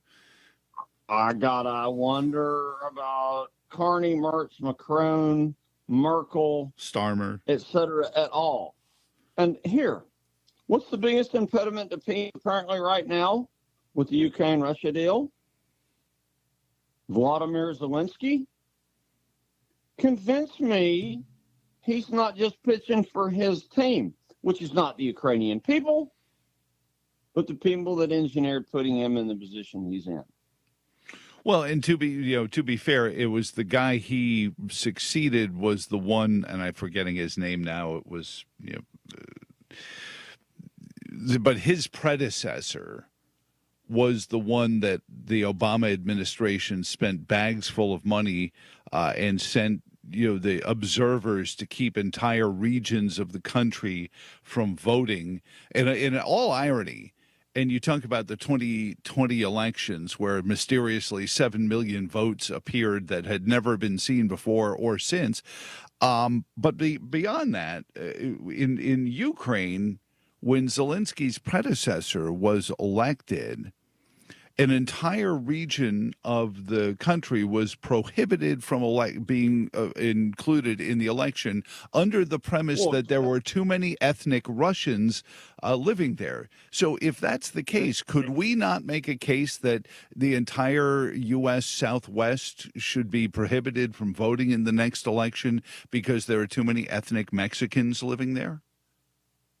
Those people were going to vote the wrong way, Joe, and they just had to correct the situation. I see. But don't you see? I mean, in a lot of ways, I do see. Zelensky is very much like the Shah of Iran.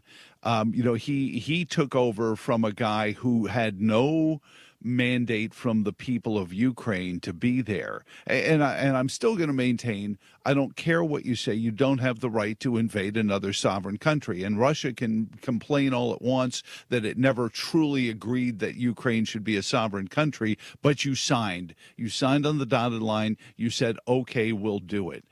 Ukraine was promised that we would defend them. So, I mean, there's a lot of promises that are being broken here by people who we don't know. Ron Klain, did we elect Ron Klain? Ron Klain never appeared in a campaign stop with Joe Biden, never even appeared in one of those basement videos of Joe Biden's during the campaign. Nobody knew who Ron Klain was. Did you know he was going to be making all the decisions in the Oval Office? Because that's what they're admitting now. Well, I knew Joe Biden wasn't. Well, but and as soon as it came out, as soon as Tapper's book said that Ron Klain was making all these decisions, they had to come out and say, oh, no, it was a group of people. And it included Dr. Jill and Hunter, by the way, because his executive experience at Burisma Holdings and the, the Azov battalion that does security for Burisma Holdings, those are good people as well. I can be intellectually honest about Ukraine v. Russia. There's bad people on both sides. Just like there were good people on both sides of Charlottesville in 2017. There's bad people on both sides in the Ukraine-Russia battle. Yes, I don't disagree. And my entire point here is a clown and a little rat are both representing their teams. It's just not the people that supposedly liked them. Huh. Yeah. Funny how that worked. Well, and I mean, to torture the metaphor, if you're a shareholder of Mickey Mouse and you saw some of the woke things that they were doing, and there have been shareholder uprisings within the House of Mouse regarding this, not to the degree that it would make a difference to a company the size of Disney. But if you were a shareholder, ideally you are the voter that voted for that mascot. And you if you should be the team that's being represented, but that's not the way it is. I know. I understand entirely, Dr. Clark, and that's the problem with all of this. Number one, there's too much authority in Washington. But the people who are supposed to be questioning it are just taking it spoon-fed to them out of Karine Jean-Pierre's hand, and now she's trying to launder her reputation by writing this book. Rather than having walked away, I'd give her a lot more gravitas, as I said earlier, if she had quit a month into the job and walked into Fox News and said, let me tell you what the hell is going on here. I'm at the tinfoil hat stage, Joe, where I wonder how much authority is in Washington and how much they just carry out the edicts that they are given by their team. You mean the one in Davos? I would think. I mean, Joe, we said yesterday, if it's coordinated, somebody coordinated it. Well said, Dr. Clark. You have a good morning, sir. Take care.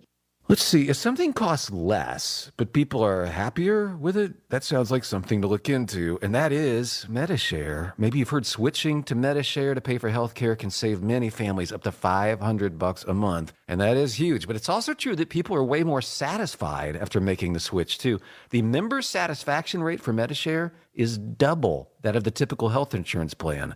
Double. MediShare works, too. It's been around for 30 years. Members have shared more than $5 billion of each other's bills. People love having telehealth and a huge nationwide PPO network. So, yeah, really, you can save a ton and like it better. Imagine being happy with how you're taking care of your health care. So if you're self-employed or part of the gig economy, or you just want a plan you're happy with, you can call right now. You'll get a price within 2 minutes. So see what you can save. This is a very, very smart use of 2 minutes. Here's the number you need. Call 855-SHARE-40. That's 855-SHARE 40.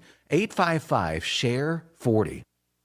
This is an urgent announcement for anyone that's $10,000 or more in debt. Before you make another minimum payment, you need to know there are special programs that can completely free you of your debt. Total Financial Freedom can help you become debt-free in months instead of years. Resolve your credit card debt, signature loans, department store cards, internet loans, and timeshares. Call Total Financial Freedom now at 800-878-6020 for a free consultation. For 16 years, Total Financial Freedom has helped thousands get out of debt. You can feel confident when calling because Total Financial Freedom is A+ rated by the Better Business Bureau. Battling for years and years, stuck in the endless cycle of minimum payments could take decades. You have the right to get your debt resolved and substantially reduce your monthly payments. Call Total Financial Freedom now at 800-878-6020.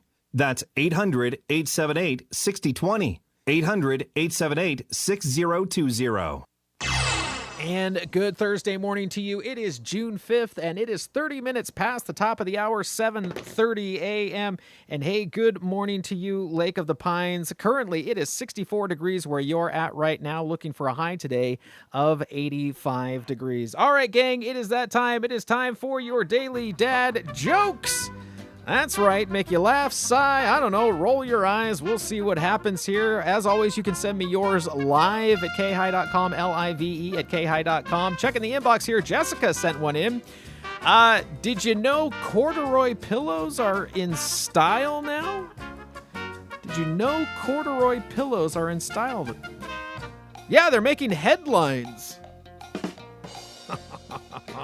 Okay. Oh, I hear some groans coming here. Frank here is here in the studio. We'll be talking to Frank here in a little bit, but yeah, that got a definite sigh. All right, got another one here for you. What do you call an airplane with no decorations or branding? What do you call an airplane with no decorations or branding? An airplane. No, it's P-L-A-I-N, producer Adam. Airplane. All right, if you got to explain the joke, it's probably not worth it. Okay, here we go. How about this one? I installed a bar on my roof the other day. Drinks are on the house. Okay, that was terrible. And we were really strong yesterday. We'll see. We'll see if we can kind of keep it up today. Why didn't the actor who played the Tin Man want to make a Wizard of Oz sequel? I didn't know it was up to him, but why didn't the actor who played the Tin Man want to make a Wizard of Oz sequel? Well, he was feeling a little rusty. Okay, some days you just take what you can get. There we go. We've got Sean Rebay coming in here a little bit later. We'll see if maybe he can up our dad joke game here next hour as well. But hey, that's a good starter here for your daily dad jokes. As always, you can send me yours. Call in live 530-885-3565. We'll be back with your KAHI weather right after this. This is Stephen Hill. Catch Hearts of Space Sunday nights at 8, here on the all-new FM 104.5 and AM 950 KAHI. The same voice of the foothills, more powerful than ever.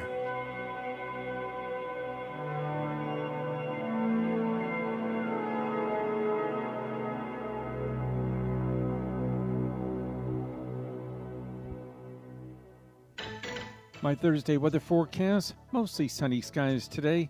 The dry weather is going to continue probably into Friday and the weekend. We'll keep you updated. It'll be in the mid-80s with the spring sunshine today and a south wind about 10 miles per hour. Mostly clear overnight, 55 to 60 for the low with light winds. Friday mostly sunny around 88 and it'll be in the 80s close to 90, mostly sunny this weekend. This is meteorologist Tim Root from FM 104.5 and AM 950 KAHI.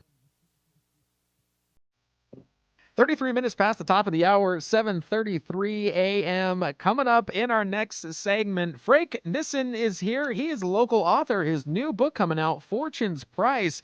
We're going to be talking to him about that. Also, very interesting career. Frank, I'm interested to find about that here in just a little bit. He's in the building, gang. We're going to go back now to JT in the morning, and I will see you back here after this. Also, Sean Rebay, Auburn City Manager, will be here during the 8 o'clock hour, so we'll talk to him about all things Auburn. The city of Auburn's out here setting up cones just outside the studio here. I think they're getting ready for Cinemas and Cocktail that's happening. Yeah, the Auburn State Theater is having their event this weekend as well. If you want to go online and go to auburnstatetheater.org, you can do that. Get your tickets for that if you're interested in going to that on Saturday. My gosh, there's a lot going on. Stay tuned, gang. We'll be back with more after this.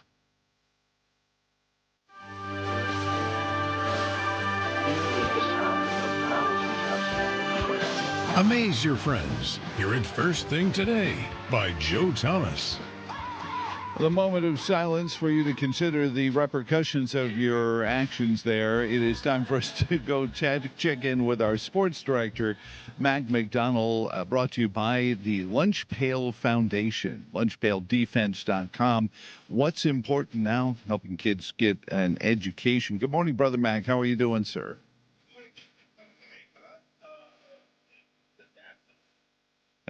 Mac, hang on a second, Mac. Something. So not only were we late, but apparently we're not hearing you here. That's unusual as well, because we should be hearing you just fine. Hang on a second here. We're going to have to do something on the fly here to get you into the system here, and I'm not sure where the problem went asunder. No, it says you're where you're supposed to be as well there. Interesting. Yeah, no, you're just coming through the wrong space. How about here? Maybe now we've got you. Are you there now, Mac? No, we haven't found you yet. This is not good in several different packages here. You're going supposed to be there, and that's really nuts. So let me try this way. Now, are you there, Mac? No, it's still not there. Now, this is award winning, isn't it? Let's try it this way. There you are. I'm telling you, this is why you can't have nice stuff sometimes. I have no idea why I did that. This is the problem with artificial intelligence. The computers that we use to connect decided, no, you really don't want to hear Mac this morning. So you must have some really bad news for us. Because no, I got great news. I had great news. Well, we now we can bask in it. So please continue. Did you find me? Yes. Yeah. No, you're back now. Oh, good. Oh, okay. Well, that's what happens when you have a birthday that you're just forgetting about today. So that's, it's happy birthday, Mac. No, that's okay. It's just a number. Let me have your shoulder here. How many whacks do I give you? How many whacks? Well, let's put it this way. It's way too many. Okay, I could be an offensive lineman with my number. Okay, that's probably the best. Ouch. All right. It was a terrific night watching the Edmonton comeback. But what happened in the Women's College World Series last night could have been disaster for the NCAA, for the umpires, for replay. And then yet they actually got it right. There's an obstruction call in the college softball rule book. Mm-hmm. And apparently they were saying that Leanne Good, who plays shortstop for Texas, when in the fifth inning, Texas Tech decided to try to steal, and they nailed her by 2 lengths. I mean, the Reese Atwood, the catcher, threw a BB to second base, but the obstruction call gave Texas Tech the runner a base hit. Now they have a 1-0 lead. Okay. Wow. So it was the top of the fifth. And at that time, the ruling is based on the obstruction guidelines that, quote, a defender cannot block any part of the base or impede a runner's path unless in possession of the ball. Well, she had to lean a little bit to get the throw, and it was just her left foot. And I mean, it so did not look like obstruction. However, Mike White, who's the head coach of Texas, took it in stride and said, you know what? It was the right call, but we should take a look at it. We brought in the ruling that if the throw takes you offline coming onto home plate, you're allowed to go get the ball, and that was a good change. Now we need to look at some of these other things that are maybe taking away some really great plays. That was a great throw and a great tag, but, by rule book, they had to call it the way they called it. Yeah, so anyway, and after it was replay, and the announcers didn't know what was going on, and it was just a mess. So then we get to the bottom of the sixth inning, and Texas is at bat, and now Nigel Kennedy, who we've talked about, wants to walk Reese Atwood and load the bases. There are 2 outs. She's, instead of, the old baseball, put the hand out and do the intentional walk that way, she's throwing just soft, high strikes. Well, the ball, the last one, Atwood said, you know what? Her ball 3 was not that high. And she went, you know what? If she does this again, I'm turning on this pitch. And sure enough, Kennedy put a watermelon over the plate, and Reese out delivered the base hit, 2-run score. Texas wins after the next inning. And Reese Atwood said, yeah, it's happened before. There's no challenge. I made that mistake. That's Nigel. No, it wasn't. But also, I'm a college pitcher. I'm a junior now. I should be able to do that. Yeah, that's Nigel. The first pitch, I think she kind of left a little, and I was like, oh. And so then after that, I was just like looking for something just a little bit. I knew I was going to have to take a risk to try and do something for my team. Props to Nigel, because she definitely kept us real tight throughout that game. She's a great pitcher, and I saw my opportunity, and I took it. Yeah, Nigel was questioned, have you intentionally walked anybody all year? And she goes, oh, yeah, look, I'm a junior. That's on me. I was supposed to. But I don't know why, they do everything so fundamentally sound. Why the catcher doesn't put the hand out, and they do, but to load the bag, I guess, anyway, they had already moved up to second and third. Just, put Reese Atwood on. And there's also, you can, in college baseball, you can just say we're walking him, and there are no pitches. But in softball, they're throwing swing where Reese Atwood turns on a letter high fastball base hit, 2-run score, and there you go. We got major controversy when it's all done. But so crazy night last night. And if you missed earlier today when I was talking about what was happening with what has happened this week. When a 17-year-old high school golfer from Georgia can go to a U.S. Open qualifying. Now, I don't know how tough the Piedmont Driving Club in Atlanta is. That was the golf course that he played. Mason Howell, a junior, shot back-to-back 63s. Wow. And his 36-hole, 18-under performance tied for first with a guy from Illinois. And so he's on his way to the 125th U.S. Open next week at Oakmont. Okay, there you go. Thank you, Vince Scully. With all that happening. Now, if that wasn't enough, in Maryland, there was a UPS driver who's a pretty good player. I mean, you got to have I think your handicap has to be 2 or less to go to a qualifier. Okay. So there are 2 sets of qualifiers. So anyway, he's playing a 36-hole qualifier, and he shoots an 18-hole qualifier to go play a 36-hole. He shoots a 68. This UPS driver. So what does he do? He puts his scorecard in his back pocket, goes into the 19th hole, and has a hot dog. Well, he's sitting there enjoying lunch with the scorecard. If he does not go to the tent before the next group comes in, and then it turns in their scorecards, guess what? DQ. He's DQ'd. He got DQ'd having a hot dog. Please. That hurts. True story. And so the UPS driver got DQ'd for having a hot dog, and he said, he admitted, he goes, it's hard to express a disappointment, but just disappointed myself. He said, I can't Nathan's is going to sponsor a golf tournament. Punch, so on and so forth. He says, my heart fell to my stomach or whatever. The guy, he hadn't made the U.S. Open yet. He had to go play another 36-hole qualifier. But anyway. So oh, my gosh.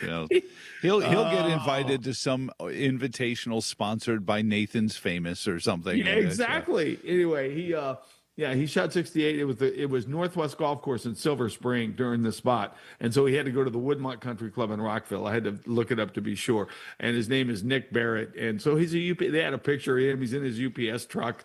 So is it true what they say about those are the hardest working guys in the world anyway? Is it true? Is it true what they say about golfers that drive for UPS that they don't slice to the left? They only draw to the right.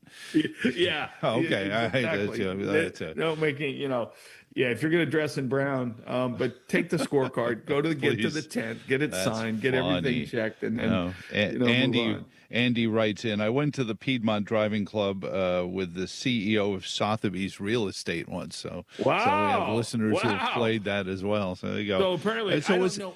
Is Mason Howell the son of or grandson of Thurston and Lovey? I knew the Howell name was good. Lovey, they finally got off the island and had grandkids, and there you go, Mac.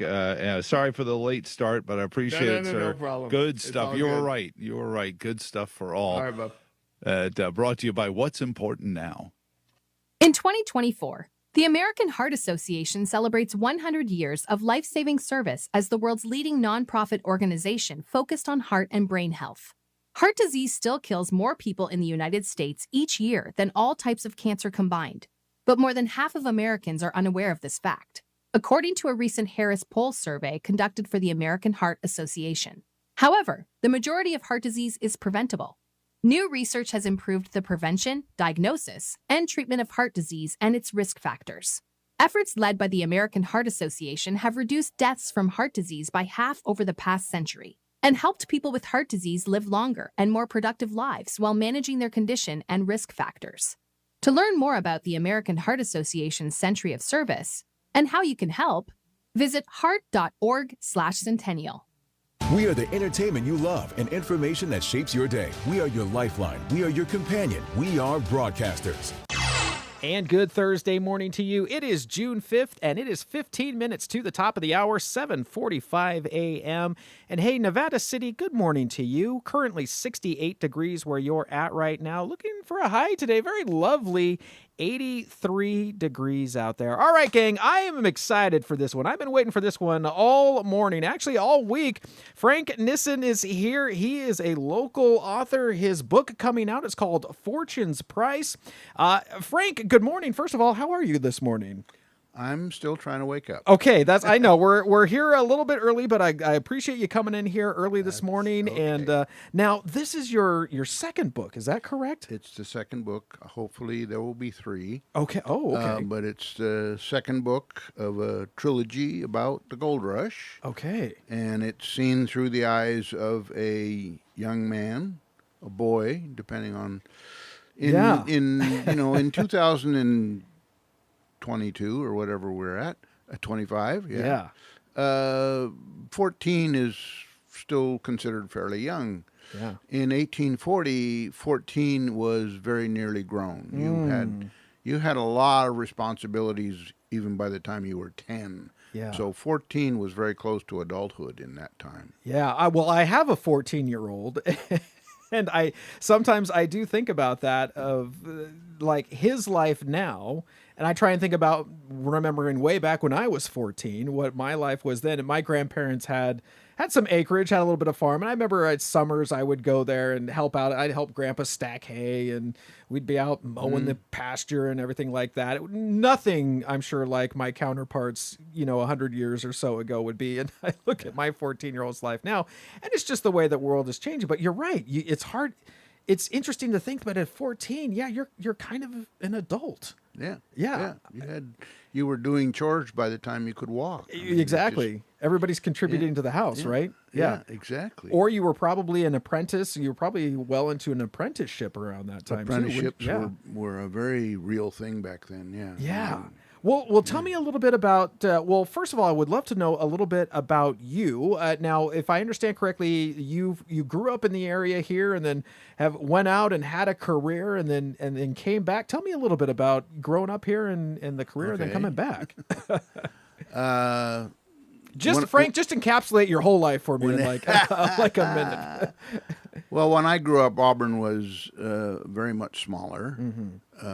We could walk from, the bus would bring us into town and drop us off at the elementary school, which is now the city hall. Okay. And E.V. Kane, this was when we were in like the 7th and 8th grade, we would walk sometimes from the elementary school to E.V. Kane. Interesting. And there was nothing in between.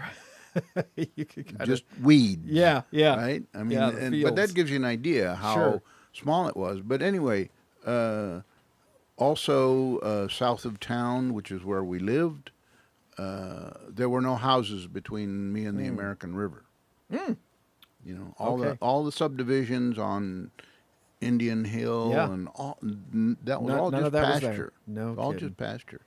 So I spent a lot of time in the American River. And in those days, I don't know what it's like now, but in those days, you were constantly running into old mines and miner shacks and just evidence of the gold rush all around, right? Yeah.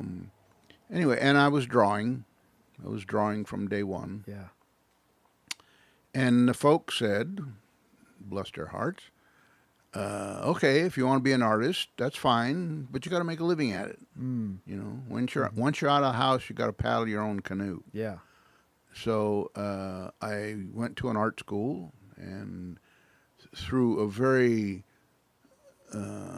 fortuitous turn of events, which I won't go into, the school had an animation course. And I was not happy with the direction I was going in, which was toward advertising and commercial art. Because all I wanted to do was draw. Yeah. You know, I wanted to be Norman Rockwell. Yeah. So this animation thing looked really good. Yeah. And once I got into it, I was away. I knew you found your lane. This is what I'm meant to do. Yeah. Wow. And I had a great. How old were you when that happened? When you kind of found that? Well, I mean, were you 20, early 20s or teenager still? No, I was in my early 20s because I halfway through art school I had gone into the service. Okay. And that was 3 years. Okay. So I was probably in my early 20s. Okay. But anyway, the long and the short of it was I went to Canada and got into the industry, and the industry was growing, and so I just really jumped in with both feet. Yeah. And it was great because the industry was still small and you could do everything. Right. Okay. You had to do everything. Right? What does everything mean? Does that mean draw and illustrate? Design the characters, do the storyboard. This was commercials. Okay. Do the storyboard, do the animation, do the backgrounds, do the dope sheets. The only thing I didn't do was the camera. That was a specialty. Yeah, that was a specialty. Got it. But so it this wasn't wonderful. print animation then. This was Sorry? This wasn't print animation then. This was more film animation. Yeah, Is it- this was film. Okay. Yeah, Got it. Interesting. So anyway, lots of adventures. Got to work in Japan for a while. Got to work in Australia for a while. Wow. And the thing was that especially in Canada, you could just say, "I'll do that." Really? No kidding. And there was room to do it, right? And that was one of the hardest things I had to adjust to when I went down to Burbank to Disney. Yeah. Was that, you know, the Hollywood industry had been unionized for decades, right? It wasn't unionized in Canada. Okay. So if you were a layout guy, that's what you did. That's what you did. Yeah. And you did not comment on the background or the animation or whatever, right? I mean, even though it wasn't, you know, the animation union was just the animation union, right? But on a workaday world, you stuck to what you did. You stayed in your lane, and that was it. That's right. You didn't stayed in your lane. So Exactly. it doesn't sound like there was a lot of collaboration between, because it sounded almost like a machine where you produce this part, and then that person's going to produce that part, and then at the end we're going to have the finished product. Yeah, that's once you were in production. I mean, the developmental stage was probably the most interesting because everybody got to contribute. You all got, and once a week you got into a big room with everybody in there, and all the drawings were up on the wall, and you know, the directors would go around and say, well, this really looks interesting, or whatever. So they would be beginning to pull out from all the, you know, cacophony of different ideas. They would begin to pull out what they wanted, which would again eventually shape the picture and the story and what it would look like. This is that early creative process then, right? That kind of putting all the ideas in the mixing pot there and seeing what's going to come out. That's what right. We're That's gonna right. Get together. And it, once it got up to a certain stage, then we said, okay, this is what it's going to be. Yeah. That's when everybody got in their own lane. Got it. Okay. Right? Yeah. Now you go do this. And you know. Well, and that's one of the headlines too. Sorry to interrupt you. That one of the headlines is, well, you eventually made your way to Disney. Obviously, you did a lot of travel and started getting your feet wet, learned the industry a little bit. Was Disney, was that ever a target? Was that just something that happened along the way? Okay, interesting. What happened was Disney made Lion King. Mm-hmm. I remember it well. Made tons of money. And all was, and it wasn't. I mean, the Renaissance, if you want to call it that, started with Little Mermaid. The stories I heard once I got there was that the management was ready to close down the animation. They just had no faith in the animation. I don't know whether I'm supposed to say this or not. Well, it's just between you and me and maybe a couple of thousand people. But anyway, they were ready to close down animation because it just wasn't making any money. Yeah. And then which with Disney, that's like the legendary. That's the icon. Like that's how they. I know, that's Disney their become thing, Disney, right? That's so ironic. So anyway, a bunch of young guys did Little Mermaid, and it was wonderful. Yeah. Right. So anyway, then they did a couple more things, and then they did Lion King, and Lion King was just like the blockbuster. Big right? sense, And they said to themselves, "Oh boy, we'll make one of these every year." Yeah. Didn't work out. It doesn't work out. Yeah, it doesn't work. Anyway, was this when Eisner was Eisner still the CEO or head of Disney at that? Was Eisner? He was when you were there. Yeah, it was still Eisner at that point. Okay. Yeah. Anyway, lost my train of thought. Sorry, I totally interrupted you. Okay. So they wanted to crank out one every year, basically. Yeah, and so they scoured the world for anybody who could draw breath and hold a pencil. Yeah. Right. Interesting. And so there was a huge influx of people, and it was really great because everybody was there to really do their thing, and the fact is that it's Mecca. Yeah. And there were a lot of people at Disney who went through considerable effort to get there. Right. Yeah. And so, but I came to it really late in my career. Okay. I basically that was my swan song, was being there. And it was wonderful and it was great. I saw the best thing about it was that you were surrounded by people who were as good or better than you. Yeah. Oh, I bet. So you had to be on your toes. You had to be willing to just give it everything you had. Yeah. All the time. Yeah. Wow. Right. So that's wonderful. And that has happened periodically throughout my career, where I'd be going along and, having fun, doing great stuff, whatever. But I was kind of coasting. And then some kind of circumstance would arise. The company would hire a freelancer from somewhere else. I remember one time in Canada, they brought a guy in from England to do development work on a project. Yeah. And I happened to wander by his office one day, and my jaw dropped. No kidding. All this, look at this guy. Look at his colors, his design. He was just like 20 times better than me. Yeah.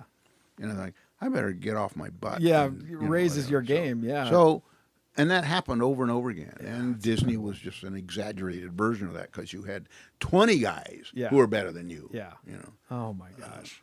Anyway. Really makes you up your game. If you're just tuning in, we're talking to Frank Nissen. He is the author of book number 2 here in his series, Fortune's Price. That's coming out here pretty soon. Hey, we're going to take a break here, show some love to our advertisers. Frank, when we come back, I want to talk a little bit about what it's like to make the transition from drawing to words, what that looks like. I'm really curious from this career in animation. So fascinating. I could talk to you for hours about it, but we only have so much time here. We'll be back with more with Frank right after this.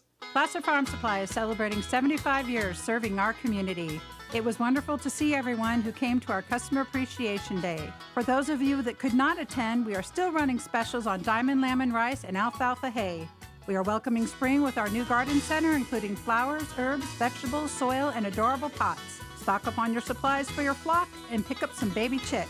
They are sure to go fast with all the demand, so come down soon. Supply is limited. Placer Farm Supply for all your farming and ranching needs. Hi, this is Andrew Twidwell, owner of ABT Plumbing, Electric, Heat, and Air. ABT has been in business since 2001, and we are thrilled to have been voted Auburn's best plumbing company and best heating and cooling company in Auburn Journal's Best of Auburn promotion. We're very proud to have placed as runner-up in electrical category as well. Our technicians are experienced and friendly. If you have an issue with your plumbing, need a whole house generator, or maybe your furnace isn't working, give ABT a call. Reach us at 530-230-9004 for excellent service. It really is as easy as ABT. Don't miss our Made in the USA sale. Naturewood Home Furnishings has always carried Sacramento's largest selection of American-made furniture, and it's all on sale now. The absolute best living rooms, bedrooms, dining rooms, mattresses, home, office, and more. Save in every department. And we're proud to offer so many choices during this special sale. Naturewood, you know, the building with the water wheel. Tell them Brooklyn Nova and Orion sent you. 1 minute to the top of the hour, 7:59 a.m. here at FM 104.5, AM 950 KAHI. You know what it is. It is the voice of the foothills. If you're just tuning in, we're talking to Frank Nissen. He is the author of Fortune's Price, book number 2 in his series here. It's a Gold Rush Odyssey. Frank, I want to talk here a little bit about your transition from a career in animation to now you're making this second half career here and doing author and words, and it fascinates me as somebody who can just come up with an entire book worth of stories there. But really quick for our listeners who have heard, you had a career in animation and that kind of culminated working at Disney. For folks who are curious, was there a particular film or films that you worked on at Disney if somebody wants to go and watch maybe something that you worked on there? Okay. Yes. I worked on several. Okay. I worked on Tarzan. Oh, wow. Okay. I worked on another project called Treasure Planet. Yeah. Which influenced this book. Nice. Let's see, what else? We did my first project was on a movie called Dinosaur. Okay. Which was their effort to get into the computer animation world. Right? Okay. And I did a couple of the Tinkerbell movies that were in their direct to video section. Okay. Yeah. Right? Yeah. Okay. I directed a couple of things for them in that same division.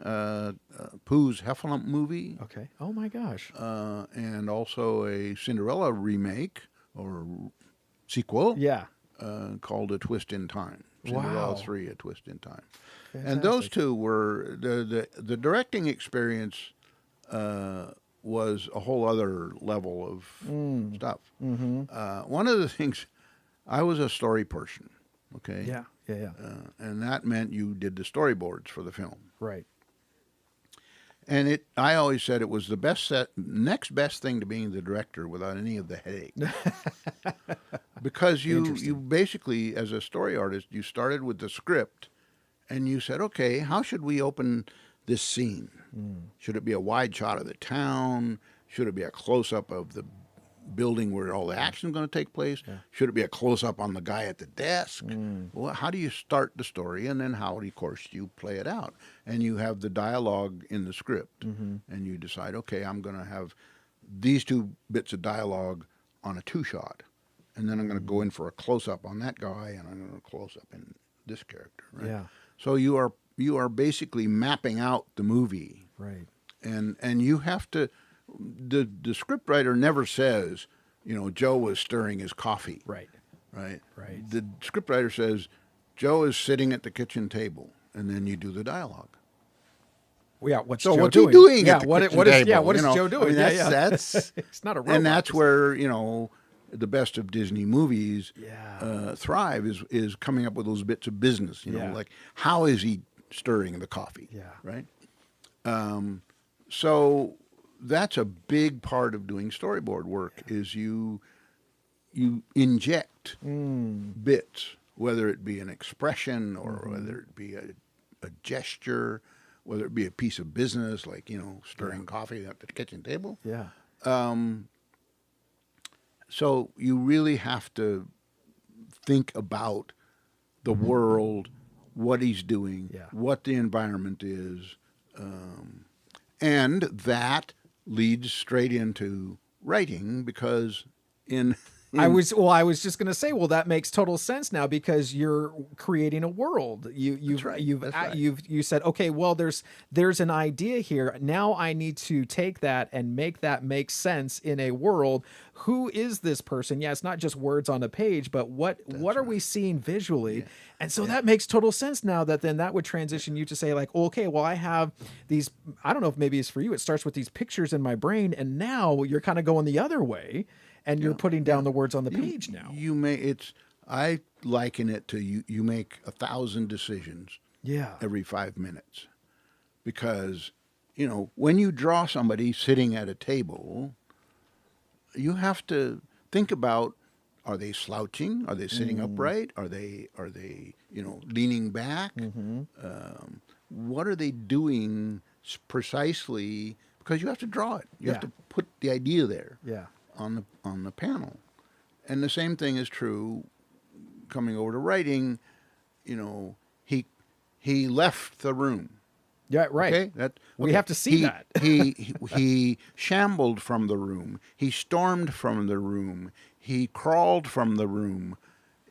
You're making almost every word. Yeah. You are looking to either enhance the emotional tone of the scene, or you're trying to give the reader a specific visually, because it's all visual. I mean, that's what's wonderful about writing is that you can put words together that don't necessarily go together, but they blossom in the reader's mind. With an image. You're creating those pictures. Absolutely. That's such a great connection. Yeah, that totally makes sense in my head now. Of like, well, yeah, that seems like a natural next step that you would transition to that and from creating these pictures so much. Now we're going to create these mental pictures through words. So we've got your time now working in animation, going to school, being trained in that. Now you've worked at Disney. You've seen how the sausage is made there, if you will, for lack of a better expression, gotten your hand in directing, which is a whole nother sort of organizing and creating and collaborating with other folks. So now you've got one book out, and now your second book out is called a Fortune's Price, a Gold Rush Odyssey. Tell me a little bit about the first book so we can catch up here a little bit, and then tell me about the second book, and would love to know, obviously growing up here in Auburn and in the gold country, I'm sure that inspired it, but just give us a little bit of a synopsis here of what we can expect in this book here. Wow. Well, it's a lot there, I know. It started with a series of short articles, I guess you could call them, about Rattlesnake Dick, who is a local notorious bandit from the Gold Rush days. And I was showing them for comment to an associate of mine, and she said, well, why don't you just write a story about the Gold Rush? Yeah. And I thought, yeah, okay, that might be fun. And then how do you tell that story? What's the best way to tell that story? And I thought, okay, I want to talk about all kinds of stuff that people don't know about anymore. And so, how do you pan for gold? Yeah. So to me, the best way to do that was to tell the story through the eyes of somebody who's experiencing it for the first time, so that you get to see it through their eyes. And it's it's a process of discovery, both for the character and for the person who's reading. One of the things that actually happens in book 3, which is being written right now, is yet to come. Yeah. At one point, the hero, the main character Peg, comes across an abandoned wagon out in the middle of the prairie. And he's looking around I'm oversimplifying it vastly. Sure. There's a lot more detail. He's looking through the wagon, and he sees this machine that he doesn't, it's just a great big machine. It's all metal and wood and all kinds of stuff. And then he discovers some other stuff. And it turns out that it's a printing press.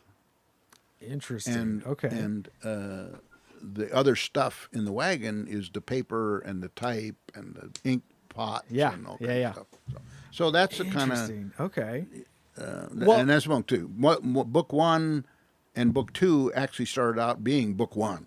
Okay. So we have to split it into because it just got to be like a 700-page doorstop. Wow. Okay. And that I'm so impressed by somebody that's got 700 pages of story, not only in your mind, but that's something that you can then translate to a piece of paper, organize all of those thoughts. Now, this is historical fiction. You talked a little bit about like, hey, I want to discover what it was like for folks that lived in this time. In this case, it's a 14-year-old boy. Right now, actually, interestingly enough, and this is on my list next to read, I'm reading Johnny Tremaine, which is a book about a 14-year-old boy in the 1700s Boston, right as the Revolutionary War is getting. So he's interacting with Sam Adams and Paul Revere and all of these names, not characters, actual names that we know, but he was an apprentice. He was going to be a silversmith, right? And so you're experiencing, I see exactly what you're saying, but this person that's starting these life experiences for the same time. So when it comes to writing this historical fiction,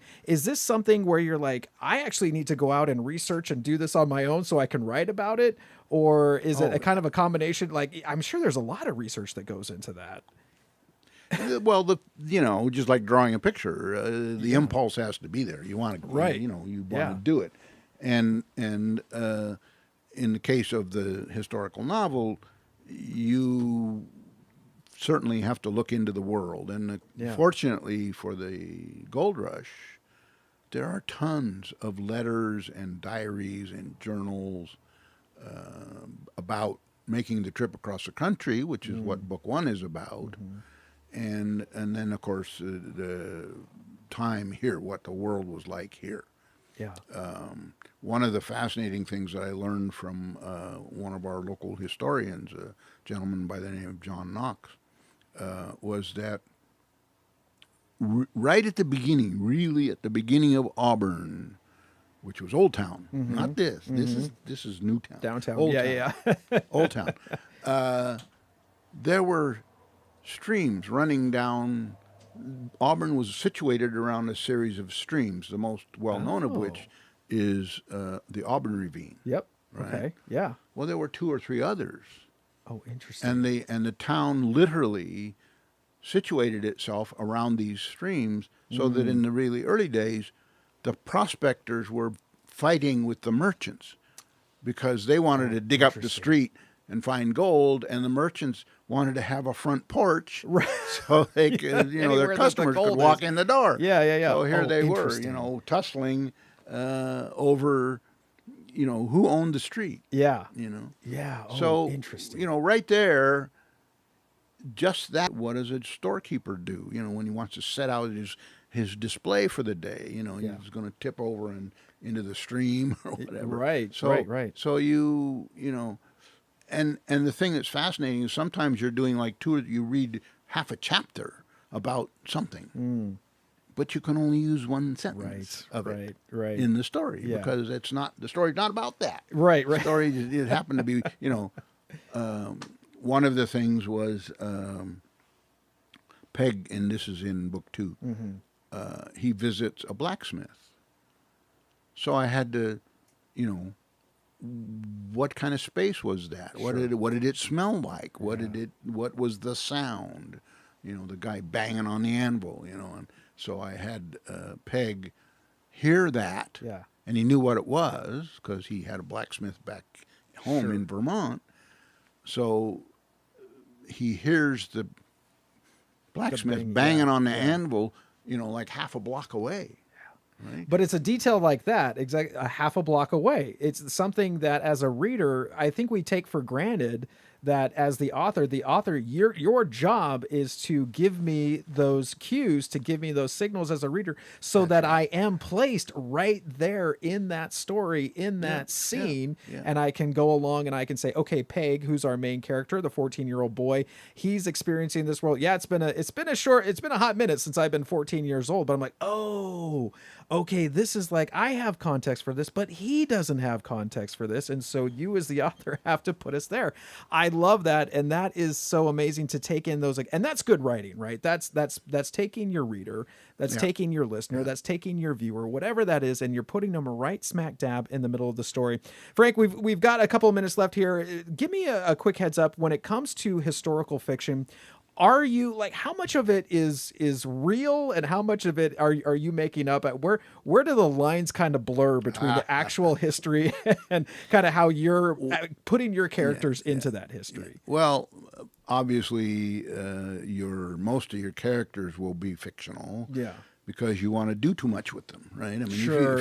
Yeah, you can't. If you pick a historical figure like Benjamin Franklin, you can only do so much. You can only push it so far to the edges. Yeah, he actually didn't drive a car. Okay, got it. Yeah, right. So I would say that probably it depends on the kind of story you're telling, but you're probably doing 80% or 90% fiction, and 10% reality. But that's the people. The world, that's where you do a lot of that's where you bring a lot of your research into the world, or into the book. Yeah. If you're doing a story about Napoleon or what's the guy Nelson, who defeated Napoleon at Trafalgar sometime back then. Yeah. You have to know all about how ships fought. Sure. A sea battle. Yeah. Right? Yeah. I mean, There's I a lot of had to detail. learn a whole thing about how families, it apparently, according to my research, every kid came along, right? That's why you had big families, because it was free labor, right? That's true. Yeah. And different then. So, first kid comes along, he learns how to milk the cow, then he learns how to shock the hay, then he learns, and each kid that comes along after that learns from that kid. So it was like a generational passing down. Obviously, the parents come in and say, okay, you do it this way, right. But they learn. They learn and they start to do it. So that colors the world. Like one of the things was when Peg and his group first get into town, they want to get something to eat, right? So I had to, what is a restaurant like? How does it work? Yeah. In a gold camp that's 6 months old. Yeah. Right. Well, it's probably made out of logs and canvas. Yeah. Right. But I found out in one of the researches that the really big ones, successful ones, it was like a rotating cafeteria. You had everybody waited outside. Yeah. And every 20 minutes, the guy would open the door, and all the guys who were done eating would leave, and all the people who wanted to eat would go in. Yeah. And they'd all scramble for a table, and the kitchen staff would just bring out stuff. Yep. And put it on the table. And there's your time to go. And then before the next group and comes you had in. to, you sat there and you ate. You did not sit back and light your pipe and relax. Yeah. Right? Wow. And one of the fascinating things was curry was a big deal. The food curry. Indian. Curry. Yeah. Indian cooking. Yeah. Curry, right? Yeah. Curry was a real popular thing. And also there were bottles on the table all along these big long tables. It was like a trestle table thing, right? And there were all these bottles. And they all had molasses in them. Well, you know what molasses Yeah. is, Oh, yeah, right? yeah, It's like yeah, really yeah. thick sugar. Yeah. Right? Yeah. And everybody just, sloshed molasses over everything, no matter no matter it was roast beef, whether it was fish, whether it was vegetable, well, there were no vegetables, rice. Yeah. Everything was slathered in with molasses. Yeah. Is any wonder nobody had any teeth after they were 20 years old? Interesting. Yeah. That was their flavor in a way, or just to kind of make it. That is so interesting. There's so much to learn and more. Now you have a book launch coming up. I want to let folks know about it. We need to wrap up here. This has been fascinating. Like I said, I could probably talk to you for hours here about this. Let's talk a little bit about the book launch. That's coming up this Sunday, correct? This Sunday, yeah. It's going to be at the Oddfellows Hall, which is right across from the City Hall. Yep. It's going to be at 2:00. We're going to have games and quizzes and some books if people want to buy a book. Yeah. We're going to have some snacks and drinks and stuff. We're going to have a special guest, a local celebrity from times past. Okay. A Rattlesnake Dick reenactor. Oh, okay. Is going to be there. Okay, fantastic. You can And this is a have your chance picture taken with Rattlesnake Dick. Well, and picture taken with you. Are you going to get up and say a few words, and folks are going to have a chance to meet you as talk well? about the book. I'm hopefully going to read. If we have time, I'm going to read a little bit. Okay, I want to say something about that. You have, I don't know if people have told you this before, probably, but you have a great voice. If you ever think about narrating, for this time period, I can just hear you narrating. The look on your face now just went like, what? I think you have a fantastic narrator's voice, by the way. Well, thank you, sir. Thank you, sir. If you ever think about narrating your own books, I would tune into that. I would listen to that. Thank you.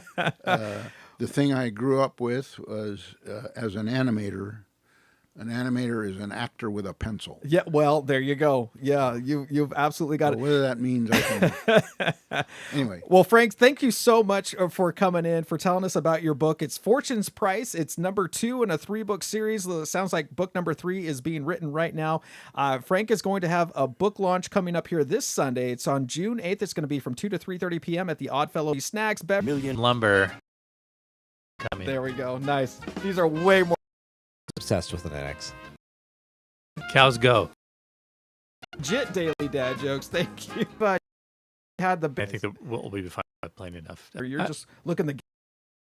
And then there's just so much going on, like in the city between Old Town, Downtown, co-ops, all that stuff. There's a lot going on. Western States is coming up at the end of, I think the end of July, maybe. Okay. Or maybe June. I'm not. Yeah, it's coming. Sure. Lived right behind. For a few years, there was that one night a year. They're announcing people as they're finishing. Yeah. It doesn't matter if it's 2:00 in the morning. You hear the PA system go off, which I mean, rightly so. You just run 100 miles. Like I would hope that they would announce my name. 3:30 in the morning, right? Crossing the finish line, because that is a huge. And if anybody has ever been on that trail as you're coming up near Roby Point, I don't know what made that the last part of the trail, but you are coming straight uphill after running all through those canyons and up and down, and then you finally get to Roby Point there, and then you're running through the neighborhoods and finally into the stadium there. But Yeah. it is exciting nonetheless. Is there anything?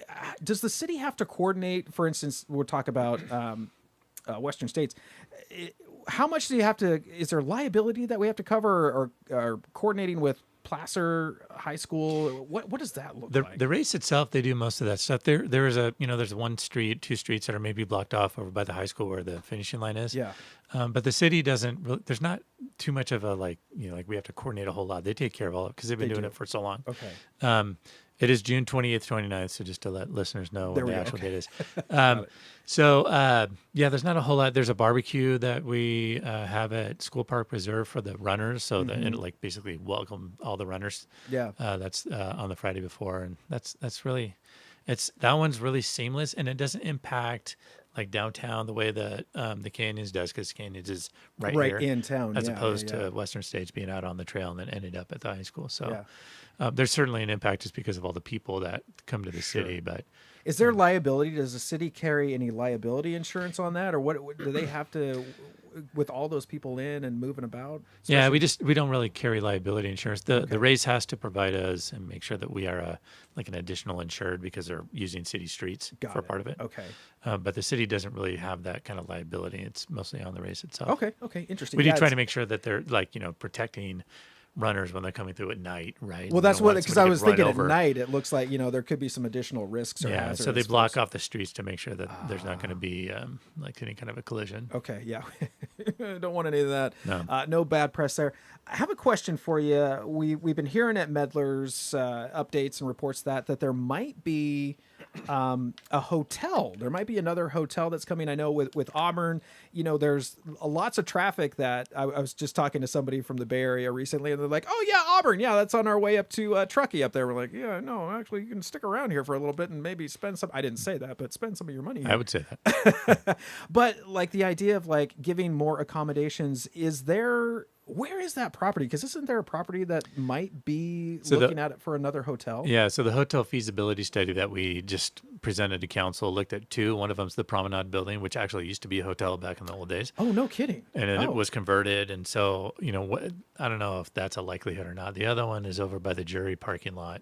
And that one actually, we had somebody looking at that at one point, and then it kind of fizzled out. So there's more than enough. The actual parking lot would be the hotel? No, where the buildings are. Like, just over in that area. I'm not exactly sure where it would be. That's where I'm trying. Yeah, because I'm trying to think of like, well, there's a few buildings there right up along the street there. Right. There used to be a coffee shop there, and there's a couple buildings in there. But that would all obviously then be torn down. Then I guess potentially. They would wow, that's but it depends on it depends on what a developer wants to do. The city doesn't have any money to put into something like that. So. Yeah.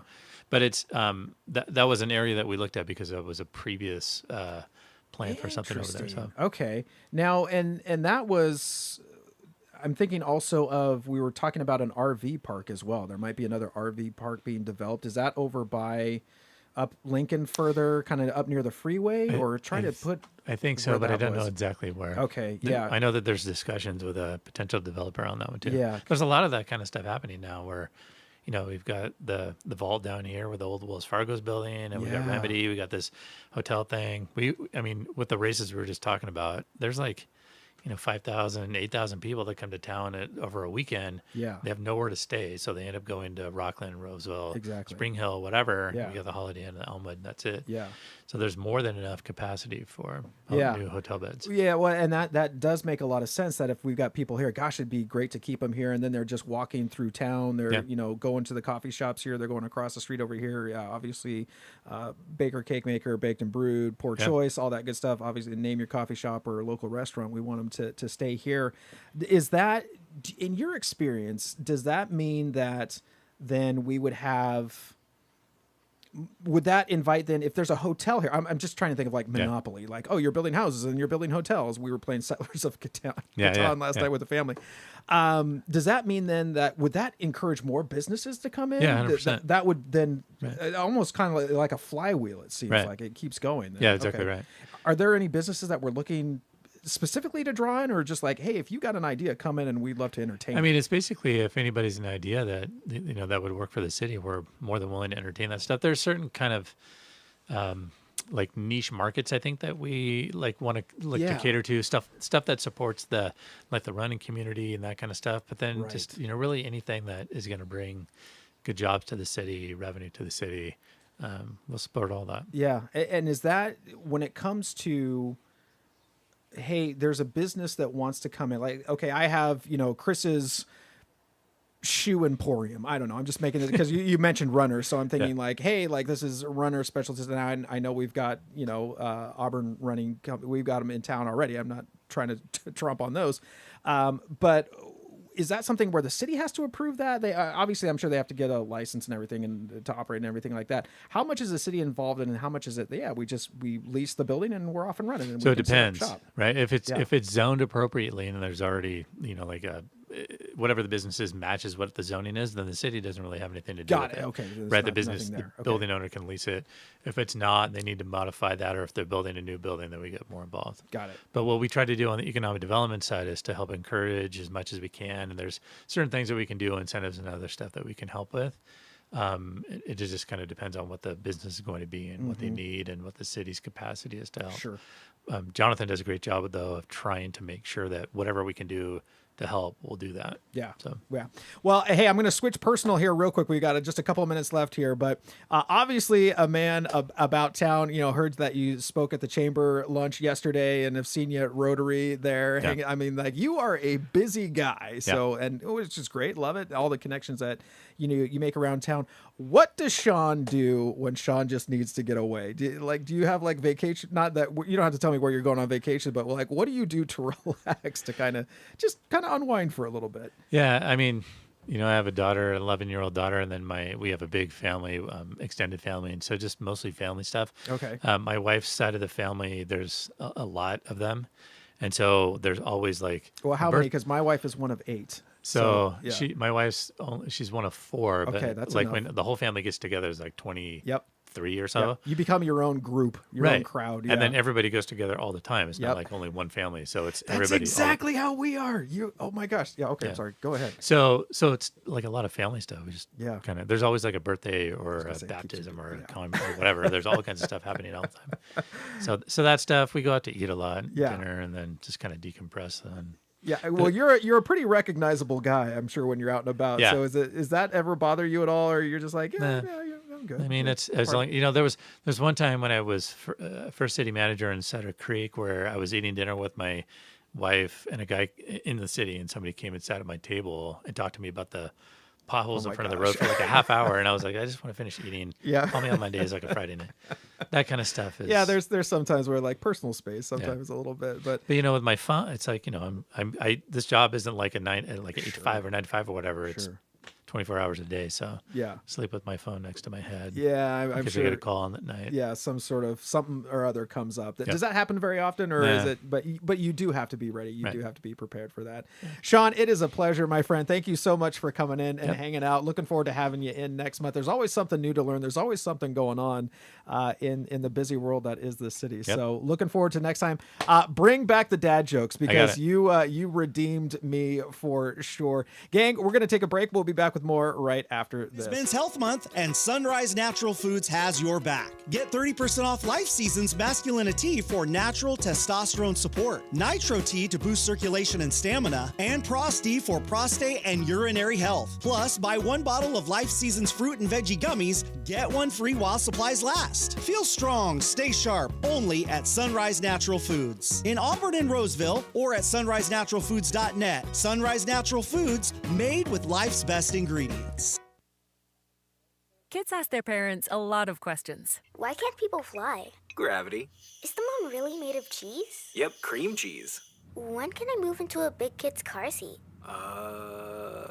For some questions, parents may not have the answer, but that's okay. They can't know everything, but knowing the right seat for their age and size will help protect them in a car crash. Find out more at nhtsa.gov/the-right-seat. Where do babies come from? Good luck, Dad. A message from NHTSA and the Ad Council. 5 minutes past the top of the hour, 8:35 a.m. Well, producer Shane, we went a little bit long today, but man, there was a lot of interesting conversation there. I just love talking to our local folks like Sean and Frank there.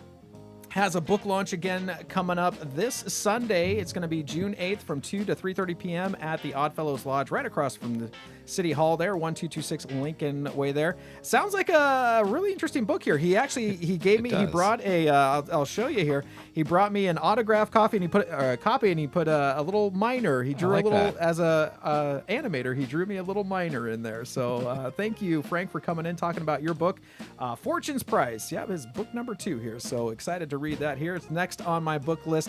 Hey, gang, we are going to go ahead and wrap it up today. We're going to head back to JT in the morning, already in progress, but I think it was worth it. Lots of great local conversation happening. Until we see each other again tomorrow morning, as always, remember to be kind, be honest, be yourself, and remember, you can't hate somebody if you're hugging them. By the way, if today is your birthday, happy stinking birthday to you. I hope you have a lovely, fantastic day, and I will see you again bright and early tomorrow morning. It's a Friday. Woohoo! We're almost there. See ya. Bye-bye. Like Edward R. Murrow, who are going to be honest about communism, but because we